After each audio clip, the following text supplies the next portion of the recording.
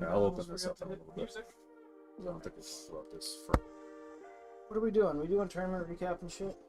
So Are we? spend the first like 15 minutes kind of recapping You do tournaments both of this weekend? our weekends. I did. You did not. Did you go fishing? I did not. Good. So you have no recap. No, I went to... Oh yeah, my wife was in Ohio. So I took my kid up north. She did some swimming. So tried to stay up. Okay. We got caught in the rain. Sunday. I got caught in the rain Saturday, Big time, and then yeah. I got caught in the rain. Then we got caught in the rain Sunday. Yeah, it was downpouring on the way up there. Oh, dude. I went through freaking Today? storm, yeah. Right now? It was at like 7. But it was down by me. Took me an hour to get live? Uber.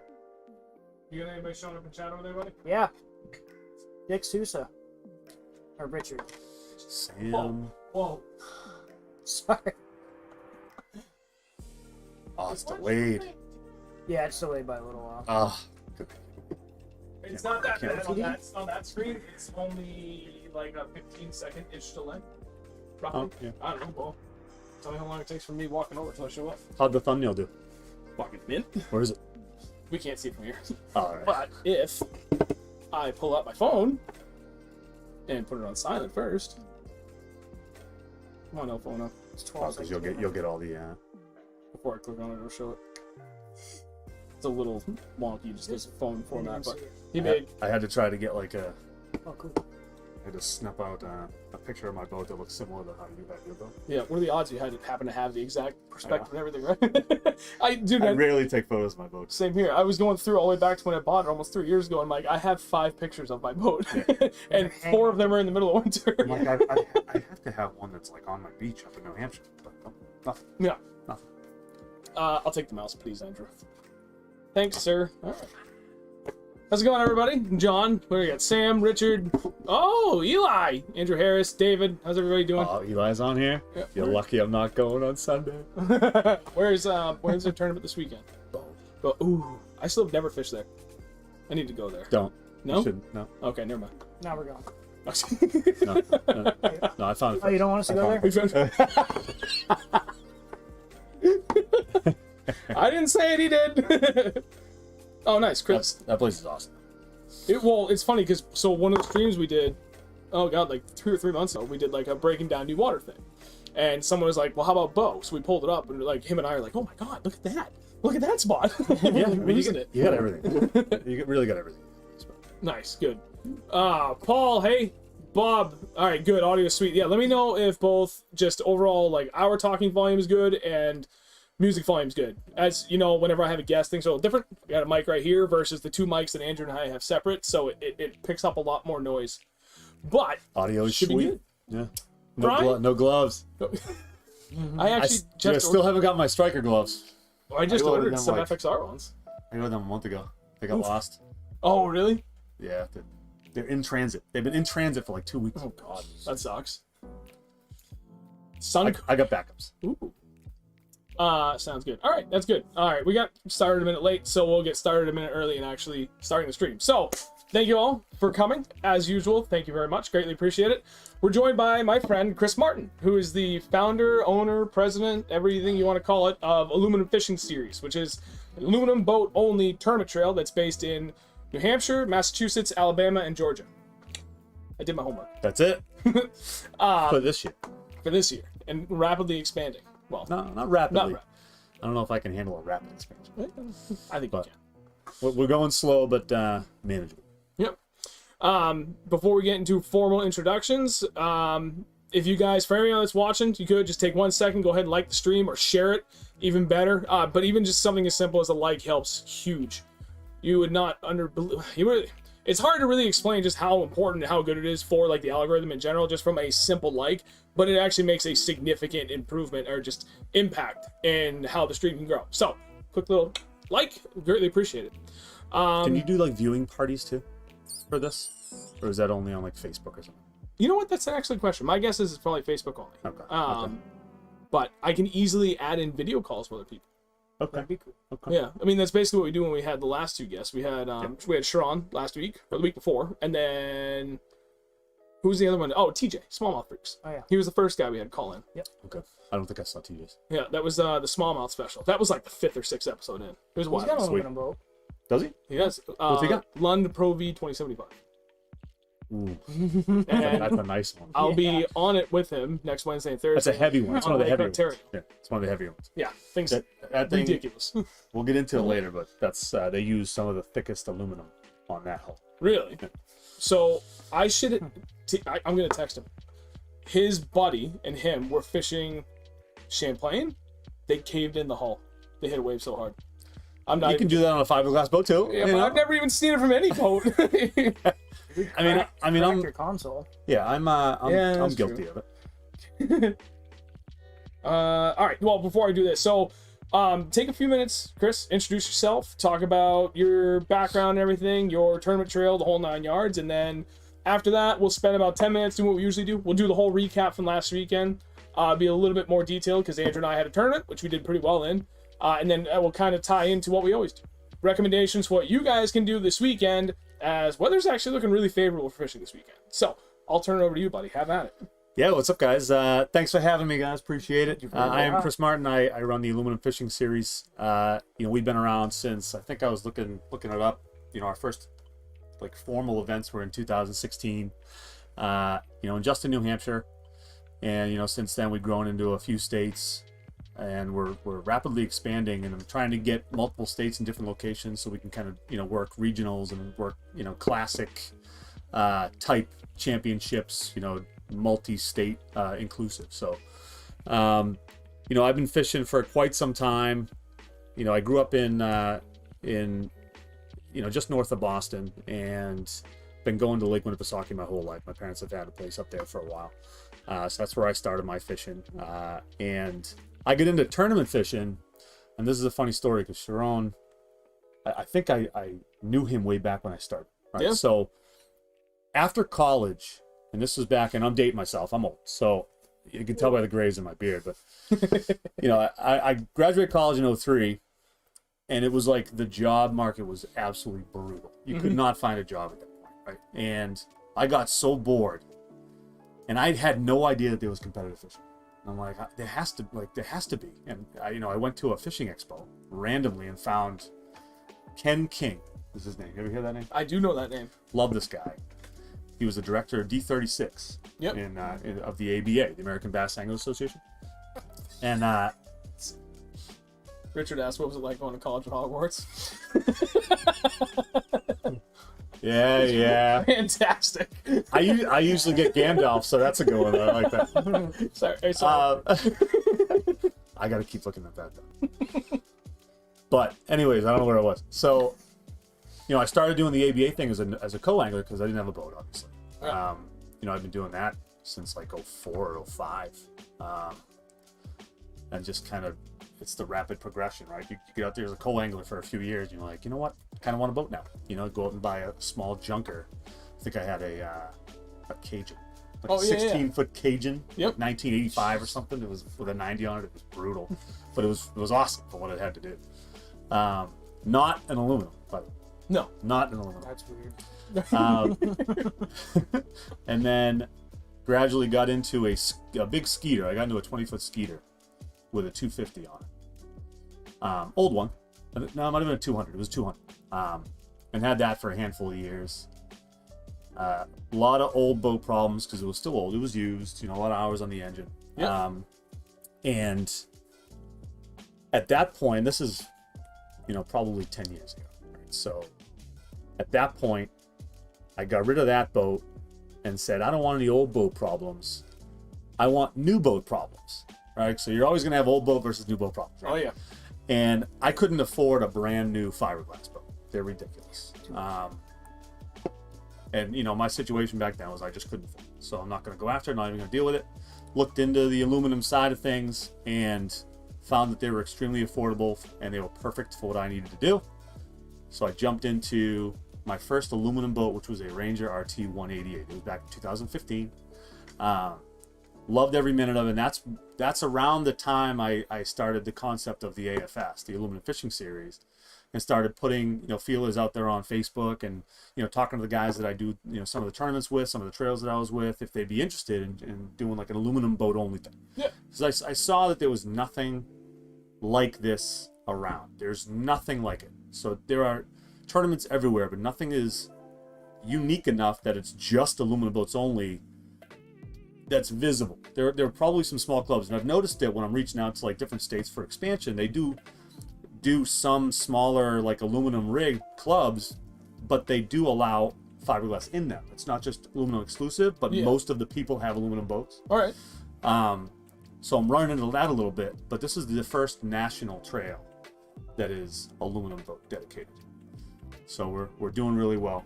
2022, we're welcoming Wisconsin to the state list. I have a few feelers out for Minnesota now too. Yep. Because I want to have kind of the Central North division, right? So we have the Alabama and the Georgia guys down there killing it. They love it down there. Some of the bigger lakes, some of the awesome, Gunnersville, you got Pickwick, Lay Lake, Tennessee River. They're doing all those really, the high visible reputation lakes. Yeah. And they're kind of my southeast division. We have New Hampshire and Massachusetts, northeast. So now we're going to have, hopefully, Wisconsin and Minnesota to kind of put those guys together and grow that specific area. I think that'll be big out there. I hope so. I got a guy from Wisconsin who's looking forward to it. Looks like a stick. Nice. So I'm excited about it. Awesome, man. Real quick to the chat. Sean, hey. Dan, glad you could join us, and Lisa, and of course Jason, the owner of Crazy Hick Bait Company. All right, so thank you for the introduction. That's the quick dirty. Let's do a recap of the last weekend now, because I know we had a pretty good tournament. Not bad. Wasn't great because we didn't win. So we did Merrimack Valley Bass Anglers Tournament on Lake Pawtuckaway, Pawtuckaway Pond, or whatever. Saw that. And we finished 3rd out of 10 boats. But you had a couple fours. You could have had a couple toes. So you know what? I don't even want to talk about it first. I want Andrew to start because it was like one then the other. And the first half of the day, I had 0 fish for the first 4 hours. Doesn't matter how you start; it's how you finish. That's true. Well, for the first 4 hours, I killed it. No, that's an understatement. That's why you guys make a good pick. It was like every 3 casts I had a fish.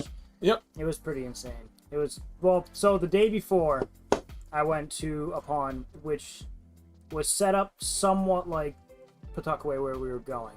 And same water clarity, same color bottom, pretty much the same type of water. And I went there just to try and figure out what they could be possibly biting, and I went with something that I usually go with, is a jig, but I went all black this time. And as soon as I switched to all black, not even black and blue, they wouldn't bite. All black. First rock pile I went up to, picked a fish off. I was like, all right, well, I'm probably just going to use this tomorrow. Yeah, like 3rd cast too. Yeah. It was like, so I started using that all day. What was the weather? It was overcast, rainy. In the morning, it was pouring. Pouring is an understatement. Let's put it What this were way. you using before black? Black Nothing. and blue. Oh, You this had- was You the started- day before. Oh, day before. Day before. So Saturday, I was throwing black and blue, and they wouldn't touch it. So I went right to straight black, and that's when they started biting. Just that But little you went black and blue on Friday. on Saturday, Saturday. When was the tournament? Sunday. Sunday. So you went black and blue on Saturday, black on Sunday. I tried black and blue on Saturday. They You wouldn't did. bite it. So I switched to Gotcha. black, and they started biting it. So I Okay. just kept it tied on and went the next day to Sunday and started catching fish on it instantly. Nice. And it just worked out. Saturday got rained out hard. It was scary. Yeah, I could, dude. like you said, you could feel it up at that place. Yeah. I felt it. It was like staticky, like I felt like sticky, but like buzzy. Oh, it was weird. I don't know what it is about this weird. area, but it's the only lake I've ever fished on where I've had like ridiculously we almost died close calls with lightning. I still remember the closest call we ever had. We knew it was coming, and it was my buddy Josh and I like 8 years ago, and we heard, actually maybe it was like 10 or 11 years ago now. It was before my kid was born, and we heard like the distant rumble, first one. So I looked at him. That was nice. I looked at him. I was like, all right, if we hear another one, because we know it's coming at us, we'll go back to the boat launch. 30 seconds later, everything went white, deafening noise, and I could taste like a metallic thing in the air. Nice. And I thought we got hit. Yeah. And I looked back at my buddy when like everything kind of cleared. I really understood what the hell happened. He's just like, go, go, go, go, go. Yeah. Dude, we were only 50 feet from the shore. I put the outboard on, slammed it into some guy's beach, and we went underneath his porch and took cover. And later that year, the same thing happened. And then next year, I was out there fishing on a day like he was talking about. And I was throwing my old swim bait rods, 7.2, extra heavy fast, something like that. And bombing out, reeled in weeds. So, put the rod in the crook of your arm, right? So it's sticking straight up. I can hear this. Bzzz. Cast it out, comes back all fouled up again. My bait was sliding down, so I'll put it back up. I get put my rod down. I'm like, what the hell was that noise? Wait, it went away. Huh. Go back to fix my bait, and I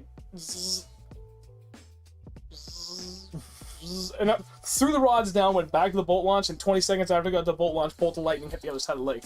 Oh man. I don't understand what it is about that one particular area, but anyway, sorry, I digress. So you guys purposely talking about lightning storms on an aluminum boat podcast right now? Now, Like, are you talking about Trying you to get you to the you dark. transitioned into the one downfall of an aluminum boat, right? it doesn't matter what you're in. Don't go on the water when there's thunder and lightning in the area. It's just not worth it, man. Scary. I I haven't done that in a while. dude, yeah, we don't mess around now. Like the last time we went out to that spot, what, 3 weeks ago with Nate? I think And so, yeah. like we could just barely see him coming over the horizon. I'm like, we're going back to the launch right now. As soon as we get back there. We learned Yeah. our lesson. Yeah. All right, so but anyway, so you were out there Saturday. Saturday, couldn't get bit on anything besides a chatterbait and an all black jig. This was fun fishing on Saturday? This is just fun fishing. Kind of. Were you preing? Yeah. Kind I of. mean, kind of but pre-fishing. it was the same type of water, same type of lake. Okay. So I was hoping that it would pan out that way, and it did. You were So, you were confidence fishing. Yeah. Yeah. Yeah. That's all I do is confidence fish. So We call that stacking the deck. we had a game plan for Sunday. We went out, and I was thinking, because I've been there 5 or 6 times now. I think well, whatever, 5 or 6 times in my life, and the last time I went was 10 years ago. But I know the last few times I've been there, I had really good luck with topwater, especially a frog. So we were thinking about going to Fundy, and I did reach out to one friend, and I was like, hey, I've literally never been on the other side of the lake. I'm not asking for anything else, just tell me, is it like worth my time or stay over here? And he's like, no, go over there. It's like, good enough, that's all I gotta know. So it can be treacherous over there. well, and then that's so looking at the map and everything, and my map card's not accurate because everywhere it said shallow wasn't shallow. Yeah, never. No, we're like 60 feet. It's never been accurate on that lake. No, so that's what we found out right off the bat. But it was okay because there was no traffic.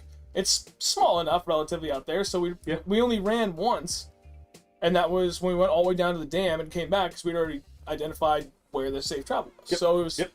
But we went out there and I threw. Well, I had a T-rig craw, T-rig worm. I had a different style jig on than Andrew. It was the new little Magna from Beast Coast. But I started green pumpkin with a little bit of orange in it, and just changed things up, and nothing.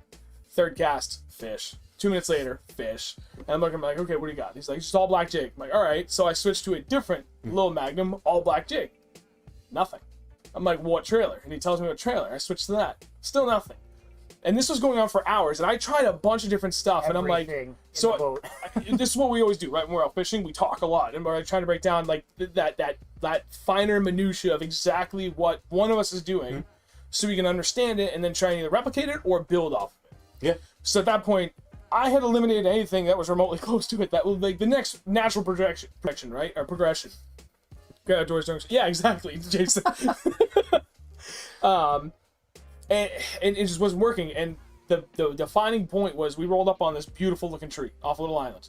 And I pitched my jig in there 5, 6 times. Probably. And then a T-rig crawl, nothing. Like I pitched in my jig, nope, nothing. I'm like, go ahead. And I'm still reeling it in. He pitches it in. And like, I think I had just put my rod down. He's like, sets a hook. I'm like, okay. So 3/8 ounce football, normal skirt, because I had a finesse skirt. 3 casts later, I had a fish in the boat on that jig. I was casting out, like, he was casting up underneath docks and, like, along everything, and I just turned around and right out in the middle. Caught a smallie. Yeah. All right. What the fuck? So, It's just working. It's just calling him in right now. I mean, that It was was, cool. It was fun. it was. And he figured it out because he went out pre-fishing a very similar body of water the day before. I mean, like, overall depth, size, the structure, both, visible and unseen, submerged, like, offshore stuff. Like, it is a mini version of Pawtucket. Pretty much is. Water clarity is to a T, identical. So it worked out, and then we just kind of started putting the pieces together. Okay, we had the bait, now we got to figure out the depth and or structure. And we started running rock piles because the first spot we pulled up on was a slightly deeper rock pile. So I'm like, okay, well, as we're going to another spot, I found with my 360 an offshore rock pile. Second cast in, I had a fish. Yeah, I think so. And then 2 casts later, he had a fish, and then like 5 casts later, another fish. I'm like, okay. Then we went to the rock pile. He catches a 4. 4 and 3. Well, it was 4.26, I think, is what it came in at the end of the day. You guys rolling with gas here. You're flying now. We felt good. Yeah. So at that point, we're like, okay. So now we have it. Now do we run a gun or soak? So that next spot we went to, we soaked it for a little bit. We hit 2 fish right at the bat, and then nothing. So he's like, let's just run a gun. So we did. And every rock pile we rolled up on, catch 2 or 3 fish, bail the next spot. We were only 5 minutes spot. But now we're in the last hour. And at this point, we're like, maybe we should go try like that mid-lake area, just outside of Fundy. And so we were going to go, and I looked at him, I was like, we should go back to that spot you caught a 4. Maybe it reloaded. He's like, okay. 3rd cast in, I caught my 5 on that jig. And this was like a half an hour left in the day. Yeah. And you know how far it is to idle all the way in from Fundy to get back to launch. So you had to leave it. If you've never been there. So you guys didn't stage and meet up front, check in up front? I think that was maybe originally part of the plan, but everybody just started. I think that if everybody was there anyway, so I think that kind of counted. Okay. But we didn't even want to chance it. So we went to the channel. We had like 10 minutes to spare, and we just troll motor on high and started working moving baits just in case. Yeah. But everybody else, there was like 8 boats in front of us already doing it, so we're like, whatever. I've had tournaments where on that body of water, we say check in. People don't check in. I have to DQ 'em. Right. It's my job to DQ him. Like, it's not the rules, man. Yep. Nice. And he would have placed it. Oh, really? Oh. Oof. That's extra bad. So. And he was a buddy, too. So he goes, nah, I get it. Like, he understood. That's the right way to do it. You know, don't get pissed. Like, that's the rule. So. Right. That's tough. He was a good sport. Good. Yeah, because that's the He worst quit thing. fishing 2 years later. Oh. Maybe not that good of a sport about it. Yeah. It just ruined everything for No, me. he just quit AFS. He quit everything. Really? Boats being sold. He had another kid.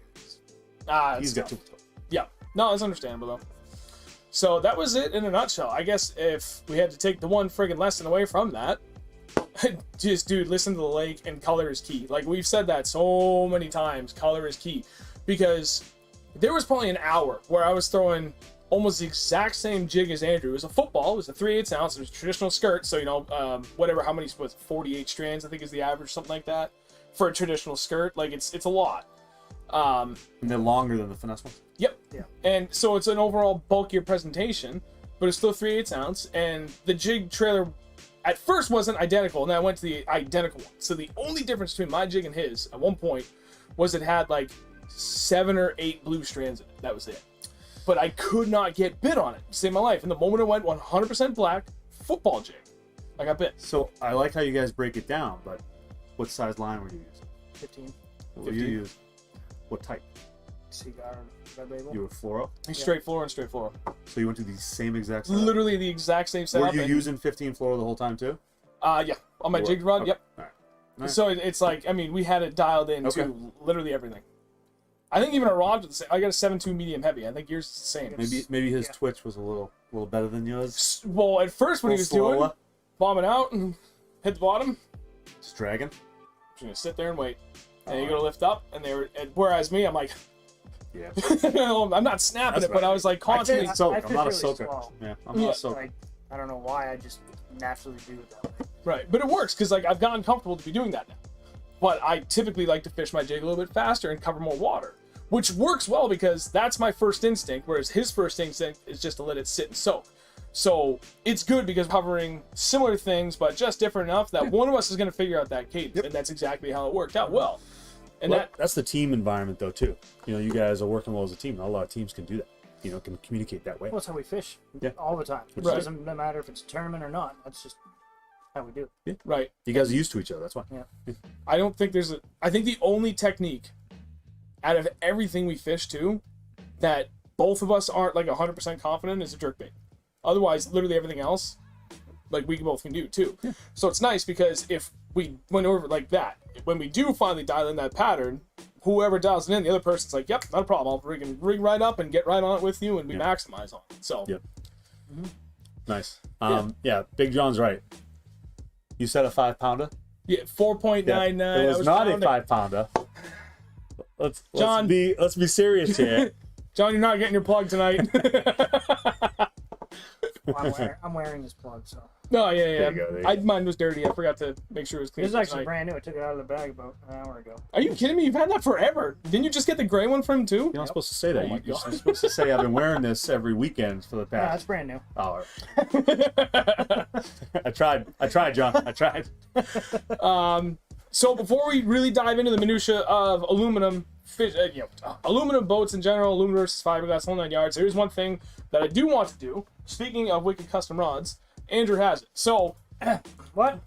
hey, turn around. He doesn't want to show it. I'll just keep this one then. Ooh. Easy. So, I did the same thing. for those looking for a new rod, Mr. John there, Big John's Bass in the chat, is the owner of Wicked Custom Rods, and we have a swim bait rod here. It's his Midnight Edition. It is a 7-foot, I think it's actually technically 7'1". It's a 701 series. It's a medium heavy, fast, but it is rated 1 to 6 ounces. This is kind of like entry level big swim bait stuff. It's got a giant foam grip on it. It's got black, white, gray, but he does have a few more with this blue camo on it as well. These are, I think, originally retailing for $199, but for a 603 Bass, well, Real Northern Bass Talk show special, they are on sale for $179.99, so call it $180. If you go to his Facebook page, John, if you didn't do this earlier, you're in trouble now. He's supposed to have a post up on Wicked Custom Rods to kind of go over the details of this rod. You can see more pictures in greater detail. If you guys are interested in getting in that entry-level swim bait rod, he already has a few of these already built, ready to go. So you don't have to wait for them to be built. Just jump right into it. Get yourself an entry-level swim bait rod that honestly can handle, like, pretty much everything that any swim bait guy would want to throw. Is it ideal for it? Yeah. For some, like the super heavy things, maybe not, but it'll still work. It's a good all-around rod. If you're interested, check it out. You should get a custom wrap with the 603 logo on it. I have it on my other rods You out do. there. I I do. figured you would. They got my Figured you decal would. on my drop shot, my signature drop shot rod. There you go. It's not really, but I pretend it is. Okay. So, all right, that's the tournament recap. I don't know. I guess if you guys are going out this weekend, to kind of elaborate on it, because of all this rain we've had and this pretty actually steady weather. I don't get a temperature recap. You didn't go fishing this weekend, did you? You I told went me last that. weekend. He can have a Oh, recap. Nick, I didn't know Yeah. that. I thought you went. Okay, No, no, I went out to he needs his I went out recap. to a small honey hole. You know, not going to name it, because I think I was illegal to be out there anyways. Started throwing live shiners, and I tell you what, I got a couple good ones on a drop shot. I actually threw a live shiner on a drop shot and caught like 3 or 4 2-pounders. It was phenomenal. Really? Yeah. Nice. Yeah, so if you're ever looking for a go-to, you know, get some small shiners, put them on a little drop shot hook, and you're good to go. But with big. My little man, I took my little man out. Big So we were shiners. Nice. So he got his PB perch. With shiners. With shiners, yeah, couldn't believe it. Also, It was a big, perch. it was a big fish spot. And the bobber went under. I'm like, oh my god, this is it. this is it. This is the moment I've been waiting for since I could. You know, I haven't had him out on the boat yet, and this was like the first time. It's fishing on the boat, Yeah. and it was a little perch. Like I got excited, and then you see the video. I'm like, it was almost a sigh, being like, oh crap, it's a perch. And I was like, okay, bring him in. Yeah. And he pulled it in. It was a riot. He was psyched about it. Nice. Yeah, it was good. Awesome. That's my recap. That's it. There you go. Yeah. It's funny though. Quick 'cause I take my kids out fishing every once in a while. Not as often as I want, because usually it's always like wicked hot and they're only good for like an hour, or it's been raining. But I've never once taken them out with live bait. And I've been thinking, because they don't want to. So they're always yeah, like, how I mean, old are my oldest is 9 and my youngest is 4.5, but they want to fish like daddy, you know? So like that's my old tackle box that my oldest son is filled with like a bunch of random like all artificials. You got spinnerbaits, crankbaits, jerkbaits, like, but you know, then he loses interest after an hour. So I was thinking about that last week. I was like, I should, next time I go out, I'm just gonna go buy some worms and a bobber and just set them up and just let them catch fish. True, and that's always fun. But what I'm seeing is my kid, he's 4, so he wants to throw out and just reel in. So artificial might actually be the way to go. Because they get bored if they're just sitting there. Yeah, I don't, you know, That's what's true. happening? You know, can I reel in? Can I reel in? Maybe that's why they do that. Right. I just don't trust him not hooking me in the ear. Well, my oldest now has 2 rods, which is up there, and they're like wicked cheap. But like that works. And then my youngest has a push button rod that's somewhere out there that because he's always playing with it. But I have another push button I can set them up, so I can set them both up with an artificial setup and a live setup. Yeah. So and that would work for both. And just leave one sitting while he's throwing out the other one. Yeah. Yeah. I'll do that But next if you time. have kids, man, it's all about modification. Keep them busy. If they're sitting around for 2 seconds, they're gonna hate life. Yeah, that's They always got to be moving, doing something. So fishing's a good way to get them involved. Hint. Yeah. All right. Well, on to the meat of this week's episode. We're going to talk So aluminum versus we are going fiber. to talk these guys into getting aluminum boats for their next boats. Hey, I've I already been do thinking. like the That's look what we're gonna do. of that Lund Pro V 2075. It's a deep V hull though. I know that's I think it's a friggin' aircraft carrier, man. I mean, it's all Yeah, you can preference, literally right? go anywhere. You can. Yeah. We have one guy who's in our club, Mr. Richard Parent. Yep. He drives one of the Pro Vs. It's a monster. Yep. Thing's heavy as all hell. It's heavy, which means it's gonna slow down. But I do have some specs on that, I think. Well, don't let me throw you off your Let's just look your at intended path here. let's for just what look you at want it to for a do. minute. So it was Lund. Yeah, the 20. So yeah, this is one of the ones that uses the 0.125 aluminum. So, and they have some real thick bow aluminum that they use as well. Jesus. I know. But Holy top crap. top speed, they're saying their speeds between 48 and 60, right? So With a with a 250? 250, so it's heavy. It's heavier than Wow. this is dry weight. It's heavier than everything else that's in the 18, 19 700 range. pounds. You know. Yeah, it's but beautiful boat, very very beautiful. But again, it's all preference. I mean, the tank is huge on that thing too. It's a 50-gallon tank. So it's like Man, bigger trips. I don't think I could fill that boat and not use 50 gallons all season. You know what I mean? Right. Not burn through that much. Nope. We probably will. I feel like 60 is a little low for that. I texted my buddy because I want his opinion. So TJ, Smallmouth Freaks on Instagram, he has that boat, and I swear I thought he said he could hit like 65 in it, So but this I don't is know. stock. So maybe he changed the whole amount. Maybe he's a Could little be. higher. Yep. Maybe he used a different prop. Oh, Like yeah. this is a stock prop. So Okay. some guys are Ah, tuning good their point. props to go, get that 2 or 3 more mile per hour. Right. Going. I don't know a lot about that. I don't do that much. No, me either. I just go stock because I'm not a speed freak, so it doesn't really matter to me. Right. So 64. I was right. Yeah. I was pretty close. 60. This is exact word 64, but it feels like 80 in that big though. But he also could have Oh, but he's Alone. a tournament guy, so he's got trimmed it. up. Yeah.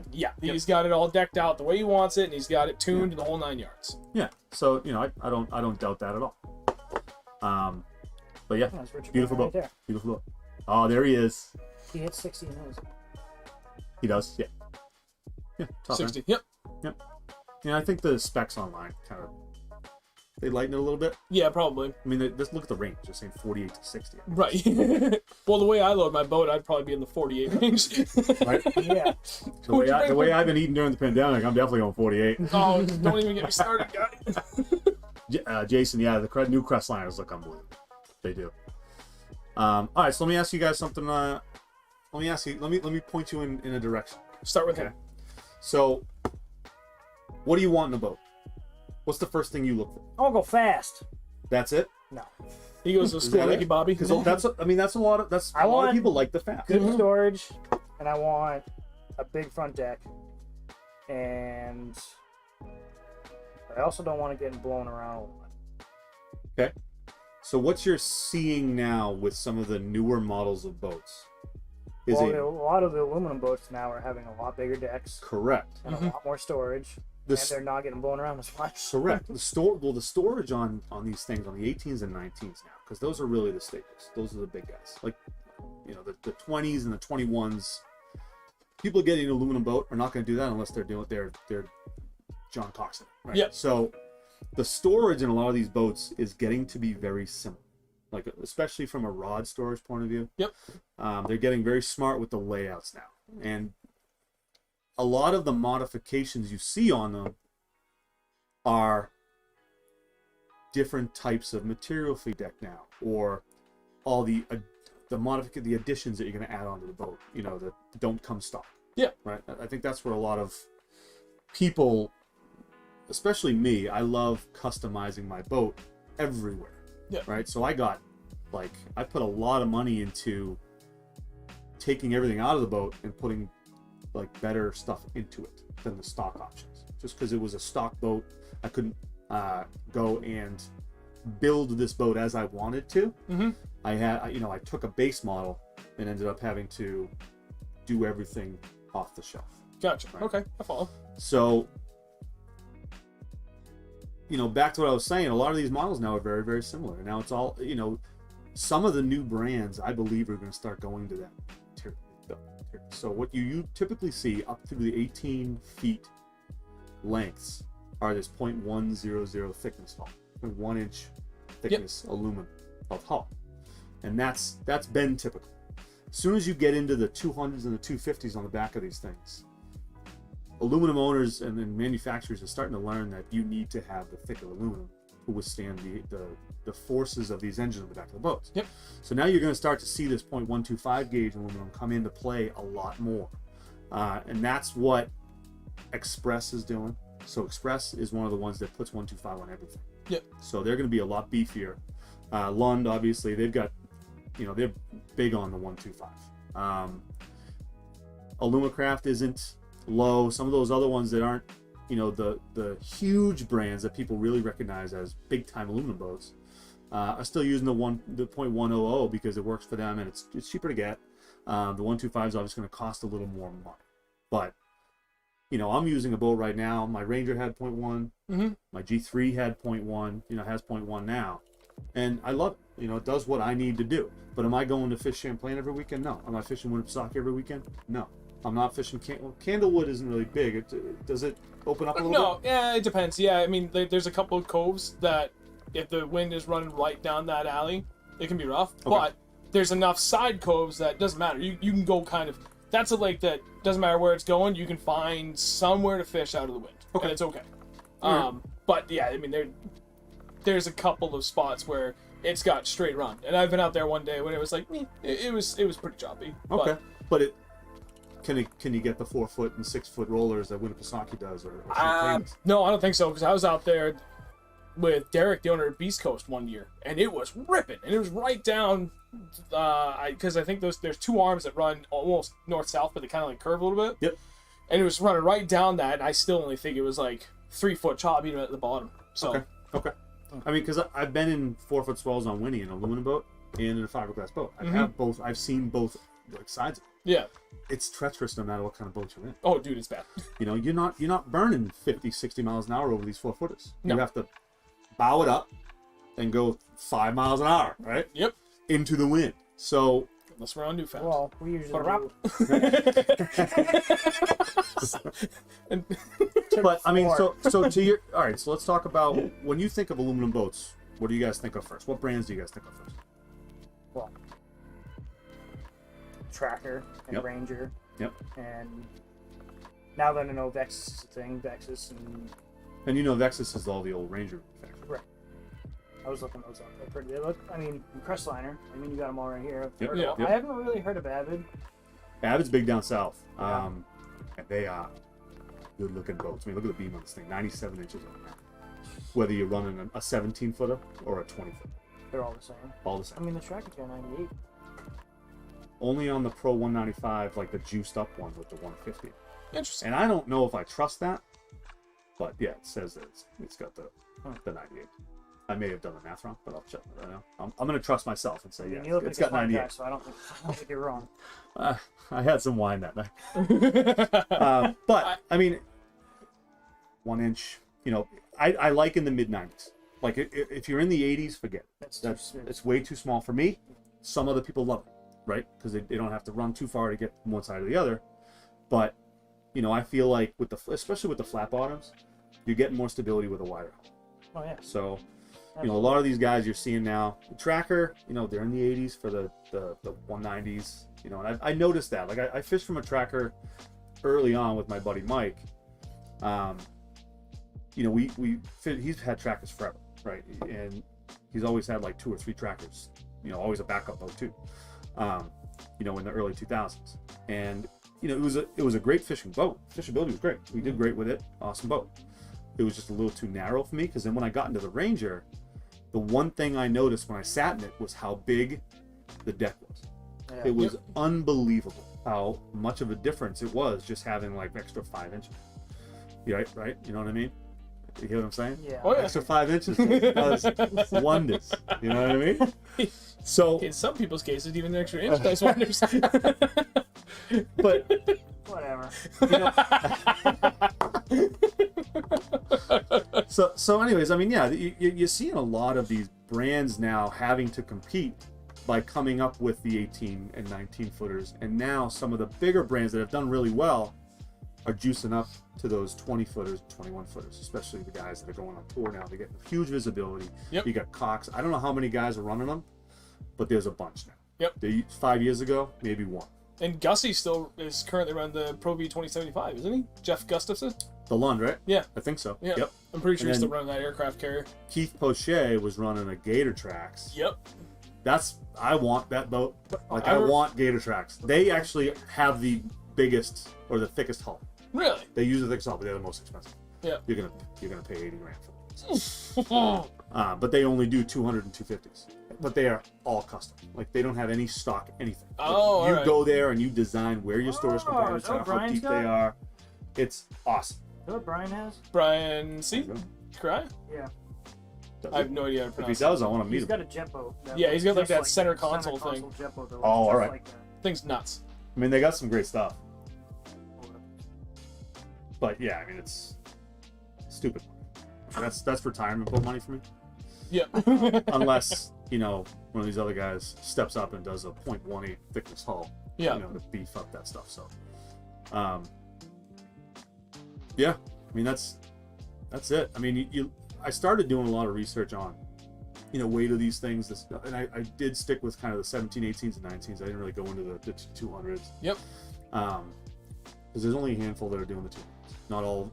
Everybody's pretty much doing the 17s, 18s, and sometimes the 19s. So I stuck with those. A lot of them are still in, very similar in the dry weight, around that like 11 to 1,300 pound dry weight. Yep. A lot of them are getting, I did a bunch of engine specs too. And I've got a lot of comparisons. What motor do you have in yours? I've got the 115 SHO. 115? Yep. And I'm getting, and this is stock. I didn't do anything to the engine. I'm getting about 45 myself only at top speed. That's still pretty damn And I good, though. really For do 115, that's not bad. And I really do it. I really go 45. I love cruising at 42. It's phenomenal.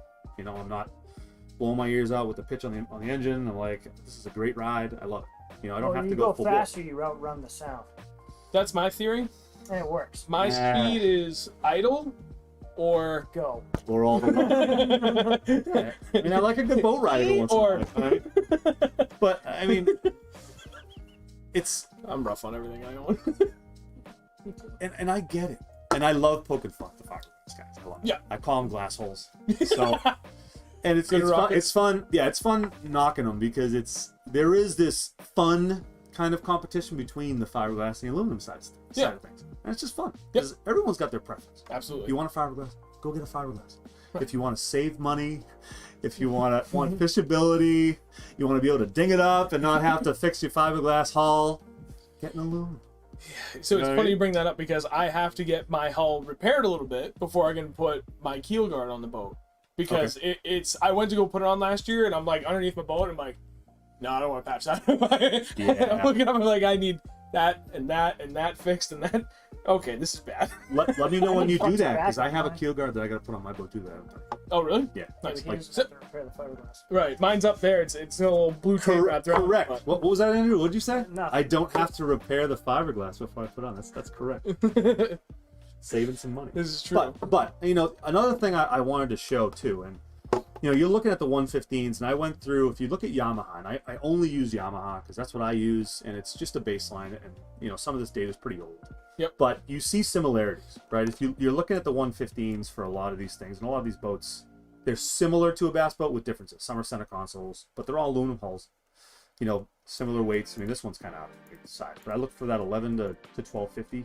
to 1300 range Yep. for the 115s, and you're looking at 45, 45, 43, 61, 63. You know, that's your top end speed and RPM, right? So they're very, very similar, no matter what different.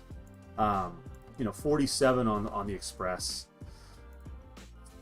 50 on the H18s, which is pretty funny. That's pretty good. But I think these aren't actually best boats. They're center console something or other. Oh, all right. But then you look at bay boats. This one is a best boat, I believe. You know, you're looking at 43 and 45 again. You know, and look at the best fuel economy you're gonna get, and that's at your mid-level RPM, right? You're in the 6s and 7s. Yeah, I don't even look at that. But look at this, and this includes a 150 as well. So 115 to 150, I didn't do any 90s. I did 190 on the Express, but that was it.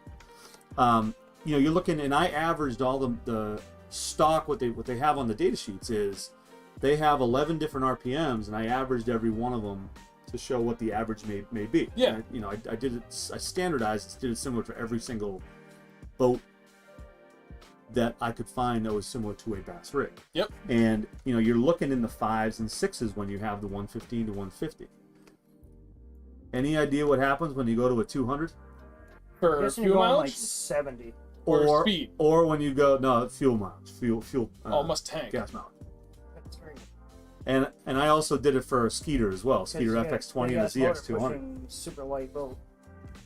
It's not going to really drag much. So you go down to the 3s. Just kidding.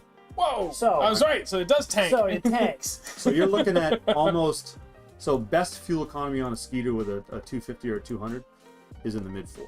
That sounds about right, Right. given the way that I With run the through with the gas. 150 and the 115s, you're almost double. Yeah. Okay. Now, look at the speed difference. I mean, there is it's considerable with the 115, right? You're looking at 20 mile an hour difference, right? When you go to the 150, How come it says this goes 67? I know I didn't actually. I looked at that and I said I don't really trust that. I don't know what's going on because. Downhill. So But it's a 200. Yeah. Versus a 250. You're real close. It's literally his boat. What do you get? what 72? speed? No, 60.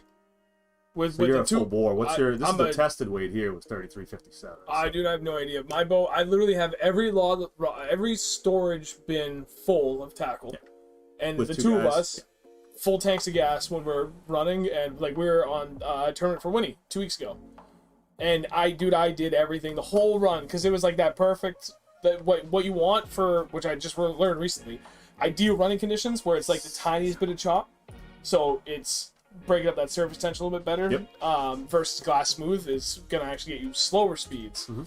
And I was playing with the trim the whole way, and the fastest I saw out of my Skeeter ZX200 with 200 horsepower show was 59 miles an hour. Okay. Per my GPS, and actually both of them. My Lowrance and my built-in Hummingbird are both saying the same thing. All right. Do you know what the 2020 Avid 20XB with a 200? You know what speed those get? So aluminum with a 200. A 19 footer? I didn't even look at 19 it. and a half? That's 21, look at it. 20 feet 1 inch. With it, you're probably gonna tell me it's gonna be mid 60s. Yes. 67. Mid 60s. All right. All right. That's pretty damn good. You want to know what the I'm not you know what the cost of an Avid versus a Skeeter with a 200? Skeeter's about I don't know what it is, so so my I'm only assuming that an Brand new? aluminum is going to be a lot cheaper. it's probably gonna be like a $10,000 to $15,000 difference. So That's pretty standard across like Yeah. comparable fiberglass to comparable, like I mean, same length, same outboard, the whole 9 yards. Throw out electronics, and it's the same trolling motor on the front. So about this 10, 15 stream K. is trying to get you to buy aluminum. That's what the Yeah, pretty stream much. is about. This is for the budget anglers. yeah, Dan said his 1910 Yep. with a 150 does 54. That's pretty good for a freaking aluminum boat. very good. And I wonder if I have that here. So I did a 1910 52. 52. That's pretty damn So, good. yep. And they're about almost 5 at average miles per gallon. So Damn, that's not bad at all. with a 21 gallon tank, yeah. If I may interject with another question. So Sure. thinking about like the pros and cons of aluminum versus fiberglass, and especially the how to kind of counteract cons, and I don't want to say that like that. That's poorly phrased because it sounds like I'm just going to bash on aluminum. That's not my intent. The reason behind this question is I only know a couple of guys that were fishing aluminums, and they were all trackers. I have my friend Dennis, who has a Ranger, the same one you had, the RT-188, and he loves it. Now, the Rockets, they started out in a tracker, and they told me that one of the things that always sucked about those boats, or just smaller trackers, or smaller aluminum in general, is that they sit higher than fiberglass. So at the end of the day, what's the difference? 6 to 8 inches higher out of the water to the top cap? Maybe a foot in worst case scenario. Yeah. And they said to counteract that, depending on whatever you get for aluminum, buy the biggest outboard you can get to help it sit lower. Is that true? I mean, it's going to drag the ass down more than anything, but I mean, you're storing everything up in those rod lockers and everything up in the front. Like, all your tackle goes up front anyway. You can throw your batteries up there. You could, if you wanted to reconfigure, and you could throw your trolling motor batteries up front too to help bring the nose down. But, like, is that true? Like, the aluminums tend to sit higher than the fiberglass? Some more than others. Okay. So these flat bottom boats are really, they're buoyant and equally buoyant. Yep. So I don't see a lot of flat bottoms, with the 115s anyway, that sit like this. Yeah. When you're fishing. Right. Right. Some of them, like the trackers, I've seen with the higher engines, sit like this when you're about, you're sitting in the driver's seat. Right. And some guys like that. So I've actually talked to guys that say, I want that. Okay. I want to sit higher. What'd you say? Good for bed fishing. True. Yeah, that's true. But they're also a V. Yep. They're not, as far as I know, they're not a flat bottom. I got you. Okay. So, and they're really the only, and I think Alumacraft is also, maybe not. I think Tracker's really the only one that has the flat bottom, the V, other than one, of course. But everyone else is flat. It's a flat bottom. Flat bottom is really standard with the 115s. Like I'm Okay. really, I haven't done anything more than 115s. Yep. My next boat will be probably a 150. Gotcha. All right. It'll probably be Express, but only if they reach out to me. Right. You hear that, Express boats? I know you're watching. My man here needs a deal. But the fun thing about aluminums is, and something we can all relate to here, whether it's aluminum or fiberglass, is your upgrades. Like the stuff you do to your boat, right? With an aluminum, I actually put lithium batteries. Okay. So I got a Ghost. I put two 100 amp hour Battleborn lithiums back there, and the weight, like, I lost 80 pounds. So my whole shot is ridiculous. Like, I can get up a plane in 3 seconds. Yeah. So that's the stuff that I love. The small improvements, or the small adjustments you can make just to make it your own boat. Yeah. You know what I mean? And that's the stuff I love about aluminums. They're very easy to deal with like that way. Gotcha. Okay. I have another question. As are fiberglass, probably. And jump in if you have any other questions too. Oh, and think about how fast my aluminum boat goes with a Ghost on. Oh yeah, because you run 24 volt configuration, right? Yeah. So and I could run a 36 if I wanted to. I have that room. Yep. But I don't. I don't need to. Well, and that's the thing I'm at. So why not? I had a lot. It's a lot I don't more want to money. spend another $1,000 on a battery. Oh, sure. Thank you. Because so when I upgraded from my 4Trex to an Ultrex, I went to 24 volt still. And a lot of people are like, why don't you go to the 36 volt? Like, you have a 19 and a half of fiberglass. I'm like, because I've already been rocking an 80 pound 24 volt, and I had plenty of power. Like, I never really felt I wanted it for power during the day. Yeah. 1, and 2, to go to a 36 volt, it was going to be another $1,000 difference, not just for the added cost of the different model of the trolling motor, but a new charger, because I was not going to play around with a second charger in my boat. Yep. And I had to get all new batteries in one shot, Yep. and then run all new wires front to back on my boat because it was a little bit older. Yep. I'm like, forget that. Yeah. But that's brutal. now I've got the Ghost because I replaced that piece of shit Ultrex that I had that broke twice. I take that back. Someone's going to buy that for me when I get it factory recertified. But yeah, so with that brushless thing, and now it's 97 foot-pounds of torque versus the 80 at the 24 volt. Dude. That's what they're calling, right? 97? 97, yeah. And like, they don't actually specify that. They don't say it. Like, a lot of the other trolling motor companies are like, it's an 80-pound thrust, it's a 70-pound thrust. Right, yeah. The Ghost doesn't say that. But they say it feels like a 90-plus pound thrust deal. That's what I noticed. That thing hauls ass. It's awesome. It's ridiculous. I can go 4.5 miles an hour. That's insane. Well, that's what I saw Jason Paiva, owner of Crazy Hick Baits. He said the same thing. His boat does 5 miles an hour on his trolling motor. Yeah. What does yours do? Because you've got a 17-foot fiberglass with he's got a 36 volt 101 pound on his trolling motor. On a It goes. wait, on a what? A 17-pound what? 17 and 17 a half foot what? fiberglass. It's a It's an 1980 old something. 1990 Allegro. You can fit that many batteries in it? I did. Good for you. Because the See, outboard. that's what I'm talking about. It's the modifications that make the boat like you feel like yours. You know what I mean? Not just Then cooks. Yeah. That's awesome. Well, because he got it from a friend, and the outboard needed work, Yeah. and then the trolling motor did too. And I found Steve Estes, Bass Fishing Electronics. He had an extra 36 volt old Maxim. What's the first one? Maxim Pro. Yeah, 36 volt, 101 pound, kicking around, and he's like, Beauty. $50, it's yours. I was like, yeah, we'll take that. Take that. And then you got, Jesus. who'd you get the charger from? I bought it. And that was cheap. It was like, TH Marine or whoever, somewhere. it's like $180, I think. It's 250. So, okay, that was close. Close-ish. Close-ish. And then I got it hooked up, realized trolling motor was junk. The head was all cracked, smashed. So I ended up plastic welding it Oh god. like 4 or 5 times. And it held together for a while. For like And a it- year. Yeah, and then it finally like broke. So I went out and bought cast material for like an arm. And I plastic welded it, wrapped the shit out of it with cast material, poured water all over it, and it hardened and did not move. And when it was time to take it apart, like take it off, couldn't really get it off. So How'd this thing look? Oh. About as ugly as you can imagine. Okay, alright. it was, yeah, That's it looked hilarious. horrible. But it worked and then I forget what broke on it, but then we ended up finding a Something 36 volt Fortrex, right? From a guy in Basketball Central. We're selling Oh, it yeah. down in Mass for, 350. was it that much? Yeah, It's still a really good price for, dude, the thing was mint. Yeah. it was I brand mean- new. Yeah, there was Well- not a damn thing wrong with it. I just sold my 80-pound Maxim.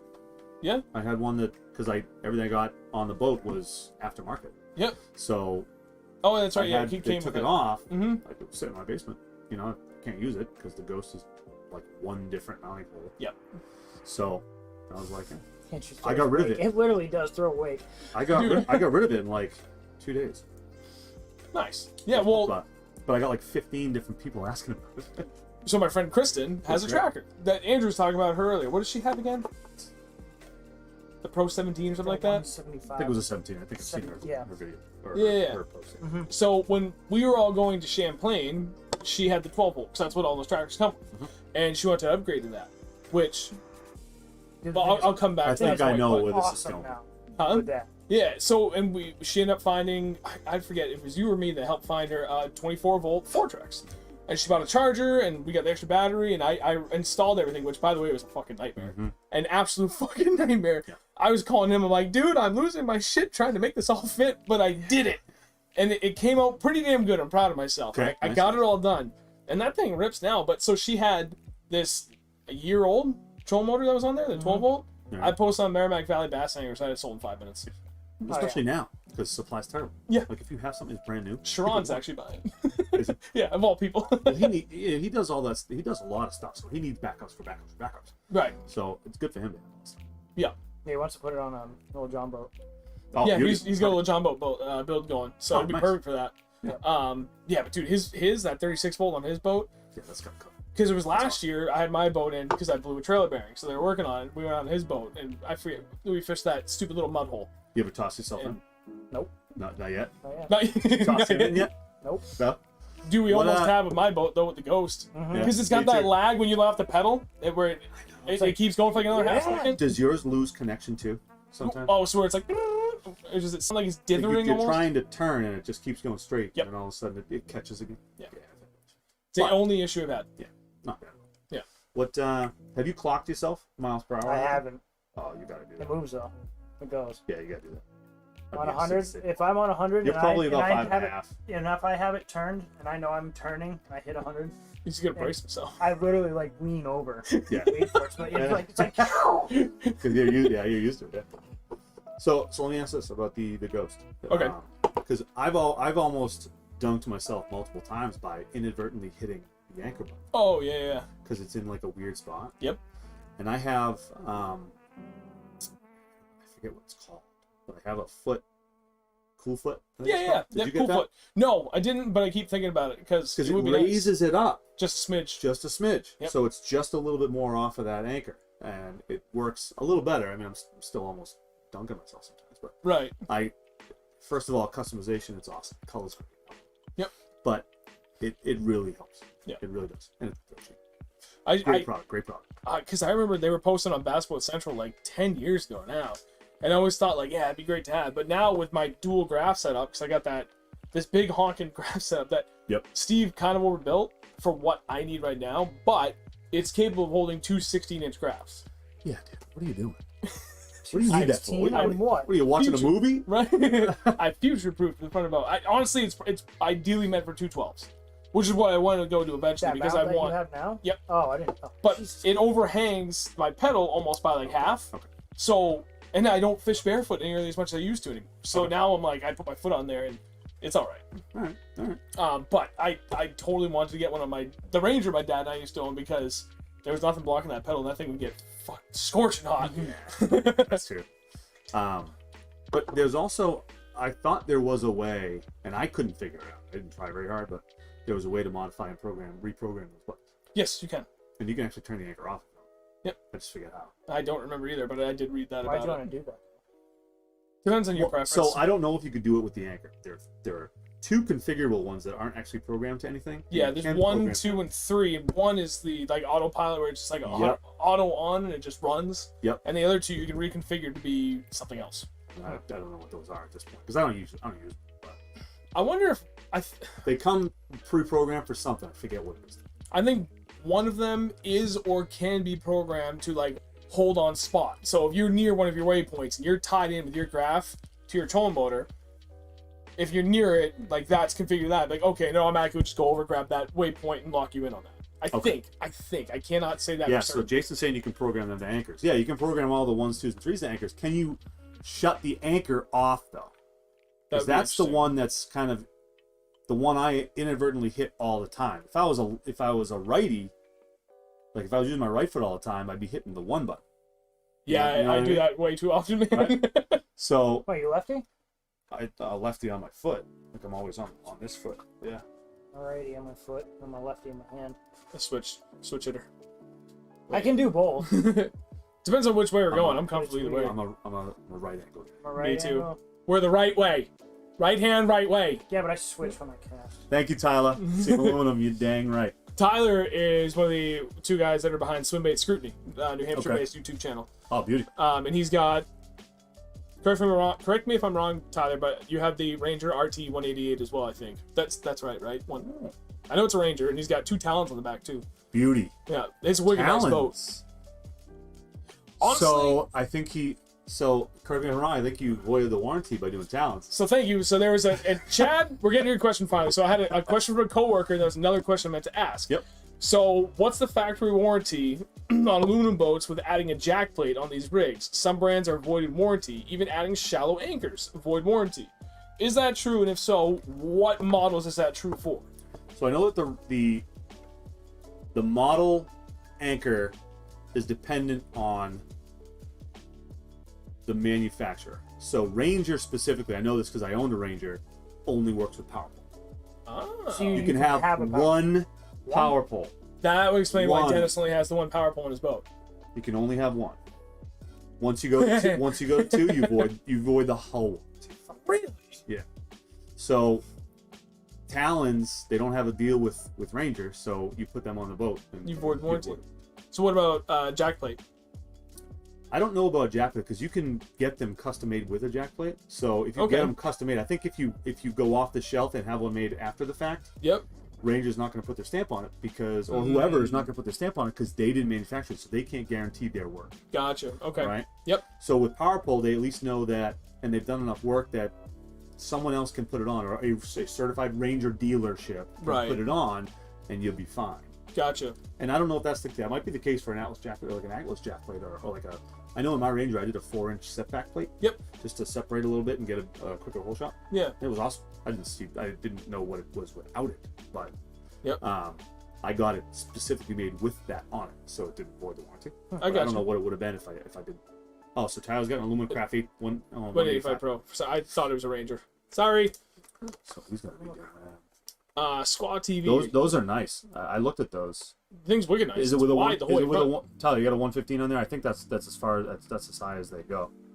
but you're getting. I mean, it's similar. I mean, you're getting 45 miles an hour is what they're saying. So if you've done any modifications or to the prop or anything like that, you're probably getting a little more than 45. Gotcha. And your your weight's very similar to everything else. 92-inch beam. I mean, that's a great looking boat. It's a wicked nice boat. Yeah. I love those. Jason did say you can program those buttons on the Ghost to anchor, so I think we already covered that. And then Eli, tall guy, 341. One follows contour. If you have lower units, it's linked to depth contour, like from Navionics, which that makes sense.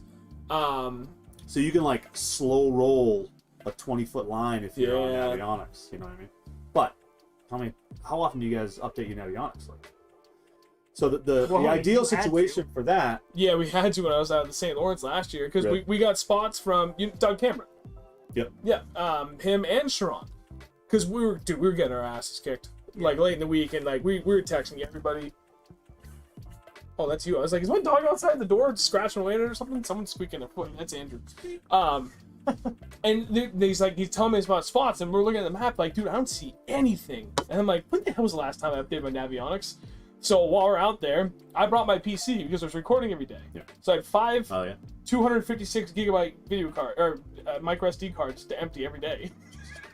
So literally the whole time we're back at the house. First thing I do before we do anything, go in, fire up the computer, start offloading one memory card, and then like just the rest of the night for the next like 4 hours. That's all I was doing while like cooking dinner and stuff for us. But we ran into that issue. And thank God I brought my PC with me, or else I would have had trouble. But I was able to upgrade while we're out there, and I was like, but how was it that different? It was really that different? Night and day, right? Dude, it was like you'd have contour lines every like 100 feet, and then this was like every like 6 inches. So it was dual purpose. One was I didn't have. There's 2 different settings for your contours, right? Where when you're running, you can shut off basically like 2 out of every 3 contour lines. Okay. So when you zoom out a little bit, it shows it shows less detail. So color them in too, which visually, But then your graph can kind of keep up. I think it's chart sonar. I forget what the hell it's called, but I think it's specifically in that mode is meant for when you're just straight running, like high speeds. That way, it's not trying to load so much detail on those depth contours. So that was one problem. And then it was just way behind. So like there was a bunch of humps and shoals and shit that we didn't even know about until I updated it. And we looked at it, we're like, oh my god, this is like a completely different world. It's too much. There's too much. No, dude, too much. Go back. I guess I should probably do that. I haven't done it. Yeah, because I had it on my phone. So lazy. You had it on oh, dude, you gotta do it. Your phone, and it wasn't updated. When I got mine already came with the updated. Yep. And you're looking at it, you're like, why the fuck does yours look so much better? I had no idea. And then I updated it, and I was like, oh my god, they actually do update a ton of places, even in New England. Like, just New England alone, it's like, it's totally worth it. Mm-hmm. I mean, then again, it's all about whether you believe it or not. Ideally, you'd want to take, isn't that there this live scope where you can actually map your own? I think it's called, forever, but I think that's what it's actually called, sonar chart or chart sonar. So, there's a pro and a con to that, and Lowrance offers it. And I don't know if it uses just your 2D sonar / down imaging and or your side imaging. But there's an option you go in and you turn on that option, and it starts basically recording the lake, and you just drive around. And it takes the active reading that you have done with your boat, and it creates like basically a low poly version of it. And this is the con behind it. The only way to get the actual detail of that... Exactly. No. So you've already done that. You have to upload it to their social map. Oh, all right. And then they break down, and it's basically a zip file. Best way to put it. Which is what you do on your boat, and then they decompress that and turn it into an actual map. But now it's available for everybody. So if you go do that for a honey hole that you love that they don't have a good map for, and you want that detailed thing, the only way you're going to get that is to share it with the rest of the world. Then anybody can get it. Which is smart. Because now they're having everybody do the work for them. Right. Where they... Yeah, it's like waves. It sucks, but it's good. It sucks. Yeah. At the same time, if you're going around, you're looking at ponds, and they're like, there's no sea map. Thank you. There's no sea mapping on this really good looking pond out in the middle of nowhere. There's probably a reason why it's not a good map, or there's no map for it there. Like that, the Brownie Factory in Vermont we keep talking about. There was no map until last year, I think, and even then, only one half the lake's done. But think about that. You're talking about lakes that don't have it, but that now do, someone had to do that. Yep. Someone had to go Okay. out there and idle around and figure it out. So they're doing the work. You mean technically it's working for you, but you're saying you don't want to do it for everybody else. No, I don't. No. I'm not I don't saying want to you do in it. general, but I don't want to you do know it what for I'm saying? specific lakes. right. I don't mind doing it for other lakes that Right. like Pawtuckaway. That'd be a great spot to do it, especially on the main lake, because Yeah. I kept telling him, I'm like, okay, so over here there's a series of markers, and everything beyond that, according to the map, it's just a couple feet deep. According to the map. And we get on the other side where we're in 18 feet water. I'm like, well, what the fuck? And then we came up over a huge hump that came on only like 4 feet below the surface. And it looked like you're supposed to be in 12 feet of water. We're like, what the hell? Aren't we also 2 feet high, Yes. typically, right now? Yep. But even still, I mean, it was like way off. Yeah. Way off. It's so off. All right. I love that place. That's a great place. Place is cool. I like it The a only lot. problem is the parking. Yeah, oh, that parking lot sucks. Brutal. Brutal. And if the water's down even a little bit, the launch sucks 10 times worse. I mean, especially for tournament directed right now, parking is horrible. Oh, It's- Ramps are brutal. Well, you guys just lost Conway. We lost Conway. We lost Silver. And we're gonna lose a handful more. Hmm. That sucks. It's no good. But we're gonna think about the positives, right? Yep. Right? We've got a bunch Like of good aluminum lakes boats. Exactly. and aluminum boats. See, you get it. You're getting it. Yeah. I'm Richard's- telling you. Richard's saying you can keep the CMAP private. I thought it had to be public. Well, Oh, now I know. Hey, John. it's a good thing we have experts in the comments. That's true. I'm just some hack. I don't use my electronics enough to do any of this, by the way. I literally use it for a reference only, and then I'm down on my graph when I want to sit down and work a spot. That's all. You know how I work a spot? Get out On there. my boat? You get out there and just fish. I don't have any graphs. You drag. Zero I electronics. do have them. I just don't hook them up. Don't let him fool you though, because he was talking to me 2 weeks ago. He's like, "Yeah, I think I'm gonna buy a boat. I just can't fish the way I want to, because I like in your boat I can fish the way I want to, because we've got the Mega 360 and everything." That's kind of like my buddy Mike. He doesn't use his graphs much. He uses it for like temperature and depth, and that's it. Doesn't contour. Pretty much just Doesn't do use anything mine. contours. If when I do hook them up, I'm usually fishing a smallmouth pond Yeah. or smallmouth lake where I can like kind of find them. Yeah. If they're not on shore. Tin Boats is here. He's been here. When did he come on? It's the first time I've seen Like him. half an hour ago. Oh, my bad. What's up, Jim? How you doing? So, he runs tinboats.net. His name's Jim. Oh, nice. This Thank you for joining us, Jim. monster site. He has tons of people. The forum is phenomenal. Yeah. Even if you're not an aluminum boat person, it has so many tips, like information for bass fishermen. Yep. So I'd recommend everybody go check it out. We actually have a dedicated aluminum fishing series forum on tin boats Nice. this year. So trying to grow that a little bit.